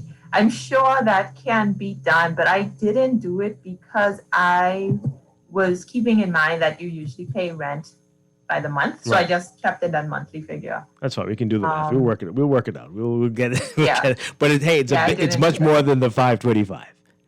Much more. We really want to work it out though, Dwight, because this is just with the monthly number, that's sufficiently depressing. Yeah. I don't really know if I want to work it out. But I do have a question though, and it can be for either one of you. This variance we see between what are standardized government approved minimum wages and the living wage, is that typically seen in particular countries? Like what sort of countries do you see such a wide gap? So yes, this is actually very common. This is common. This happens in the U.S. This happens in our neighboring Caribbean countries. And it's because workers generally, the general principle that seems to happen is that workers move themselves from a working class into the middle class using second and third jobs and working overtime. That's kind of how it's done. You know, people don't assume that a minimum wage job is the only job you have or will get. You do something else on the side. So that's generally how people advance themselves. So the minimum wage is kind of, I guess, an assistance on that path. But it's certainly not something that can take care of the person who is committing all of those hours to whatever the government has for them or the structure that's in place, the business. So based on Can I add on something? Yeah. Yes. So she talked about states. Of course, there are a lot of differences. I happen to live in Hawaii, and Hawaii is away from the mainland U.S., and everything has to be imported. Food and housing prices, the wide difference, and the cost of living is way, way higher. And what the minimum wage that's offered is very different, very low. So that's another classic example. Like, what living wage required doesn't meet what is given as minimum wage. So these are some states that actually struggle. Like they have a bigger homeless population because rent is very high. I mean, building house is another thing, but even rental is so expensive, and they're not making enough to even afford that rent. And if you lose the job, and there are a lot of families out there on the beaches, abandoned buildings. So the homeless rate is very high because it's way too expensive. And what is given, the minimum wage given, is not sufficient. All right, so this brings up an interesting point, and this texter is asking it, but I'm going to modify their question a bit. So they're saying that listening to this, people will think that this is what we're suggesting, that businesses pay people in order to survive here, as opposed to looking at this from the point of it is too expensive to live in the Bahamas and things need to be done perhaps by the government to ensure that the cost of living is not as high. What's your perspective on all of that? So it is a voluntary, and living wage is a voluntary payment made by employers. Employers may not choose to pay their workers a living wage because, overhead costs, cash flow restraints, and they may not feel that the cost of living is their responsibility, that the government should do something about it.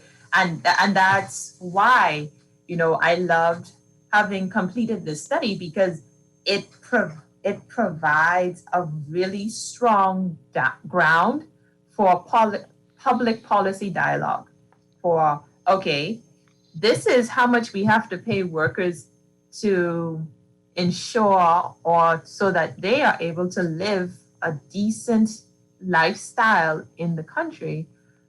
But the question can be now, if the employers say, no, what can we do to reduce cost of living expenses in the country? That's a question that can come out of this study. Should we increase competition? Are there laws that we can change? Should we join a global trade organization? What can we do to get prices to be lower so that poverty can be less?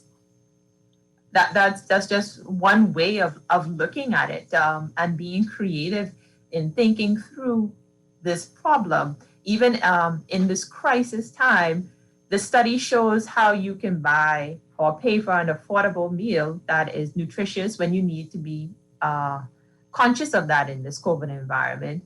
That there's a lot of meat and substance that can be taken from it beyond the baseline premise that this is something that we are asking employers to consider paying their workers. All right. What has been the response to this so far? I know it's not been that long, but what's been the response so far? Any reaction from the government as yet? What are we hearing? We haven't heard anything from the government, but we haven't particularly sent it to the government either. The study is available on the website, www.ncc.gov. for the University of the Bahamas, .edu for education, .bs//GPPI for the Government and Public Policy Institute, GPPI. So that's www.ub.edu.bs/GPPI. It's right there. Once you click on the website, it's on the right-hand side at the top. We, I guess, as academics too, I have been more focused on having it in publications, in peer-reviewed publications. So we do occasional sharing, and hopefully there will be more. We did plan to have something a bit bigger, but the pandemic, we didn't want to leave our offices, and we thought this would have been like a month-long thing. My goodness. And it's turned into so much more. Yes. And so having to play catch up from that time. So but right now, I guess we kind of focused on getting it into the local, regional, and international journals to have it, validated or give it that extra, what academics like, that thing that tickles us. Leslie is very sweet. I'm also in academia. I mean, publications are important, but I'm also a social worker, I get to the grassroots level and I see family sufferings, and other countries are doing it. The government are giving subsidies, it's not long-term subsidies, like maybe for 6 months or 9 months based on families' need to bridge the gap between living wage and minimum wage, at least based on family circumstances. I don't want people to take advantage, don't get motivated and try to get a job or what. But I think government can step up. Right. So we especially Grand Bahama, you already have a history of hurricanes. You have to have some resources back up. If A happens, what do we do? If B doesn't work, then go to C. So it's already been happening for the past numerous times. We had hurricanes affecting economy, people losing jobs, people living in poverty. So how do we help? We already know these are problems that's happening. These social issues are repeating and repeating. Instead of improving the quality of life, it's just going down. Right? Yeah. Anyway, what do I know? Yeah. Well, I think it would be really good. I know that, you want to, in an academic environment, it's so important to have this information available for continued research, to have your publications in the journals and stuff. But I really think that this kind of information should go beyond that in terms of passing it on to the government, because there is this isn't like a little gap. This is huge. And, in terms of, do we make policies? Are we still creating new policies, Dwight? I don't know. But anyway, I would say that it definitely needs to be in the hands of government, even those who are looking to govern, because it has to be addressed, because we really just, you live it every day. You say it in casual conversation, but then when you get these numbers, it really solidifies how much of a difference there is, and that simply what you're making, you cannot really live off of and provide for your family based on what the current minimum wage is. And not everybody wants to have to get that second job or constantly work overtime in order to improve their family's position. And the question is, should you have to? Right. But even scarier than that, there are tons of people hearing this now who will realize that they are not making minimum wage, they're making much more, and yet they still don't meet this requirement there, or what we're suggesting. And that's going to be terrifying for a lot of people. But what's interesting? People already know that. Yeah. You already know if you're making a certain amount and it's not enough. Let me tell you what this study helps a lot with. There is a stigma or a very popular disparaging, I don't know another word to use, a negative conception that Bahamians live above their means. And so when you bring home $2,000, which is above the minimum wage, and you realize that, okay, I'm still struggling to put some savings together, I'm still struggling, and then But you hear this discussion saying that Bahamians always shop more than they can afford. They always try to get more than they can live off of. But now you can say, well, here, no, I actually have evidence. I am trying to do the best I can with what I earn. So we're not talking about giving money to people who aren't working. I work hard in a job that is approved by the government, in a salary that they approve I should be paid, and I cannot still meet my expenses. It has nothing to do with me chasing after the Joneses or whatever the saying is. It's just freaking expensive in this country. It's expensive in this country. All right, something needs to be done. We are running out of time. What's next for the Government of Public Policy Institute? What are you going to be doing next?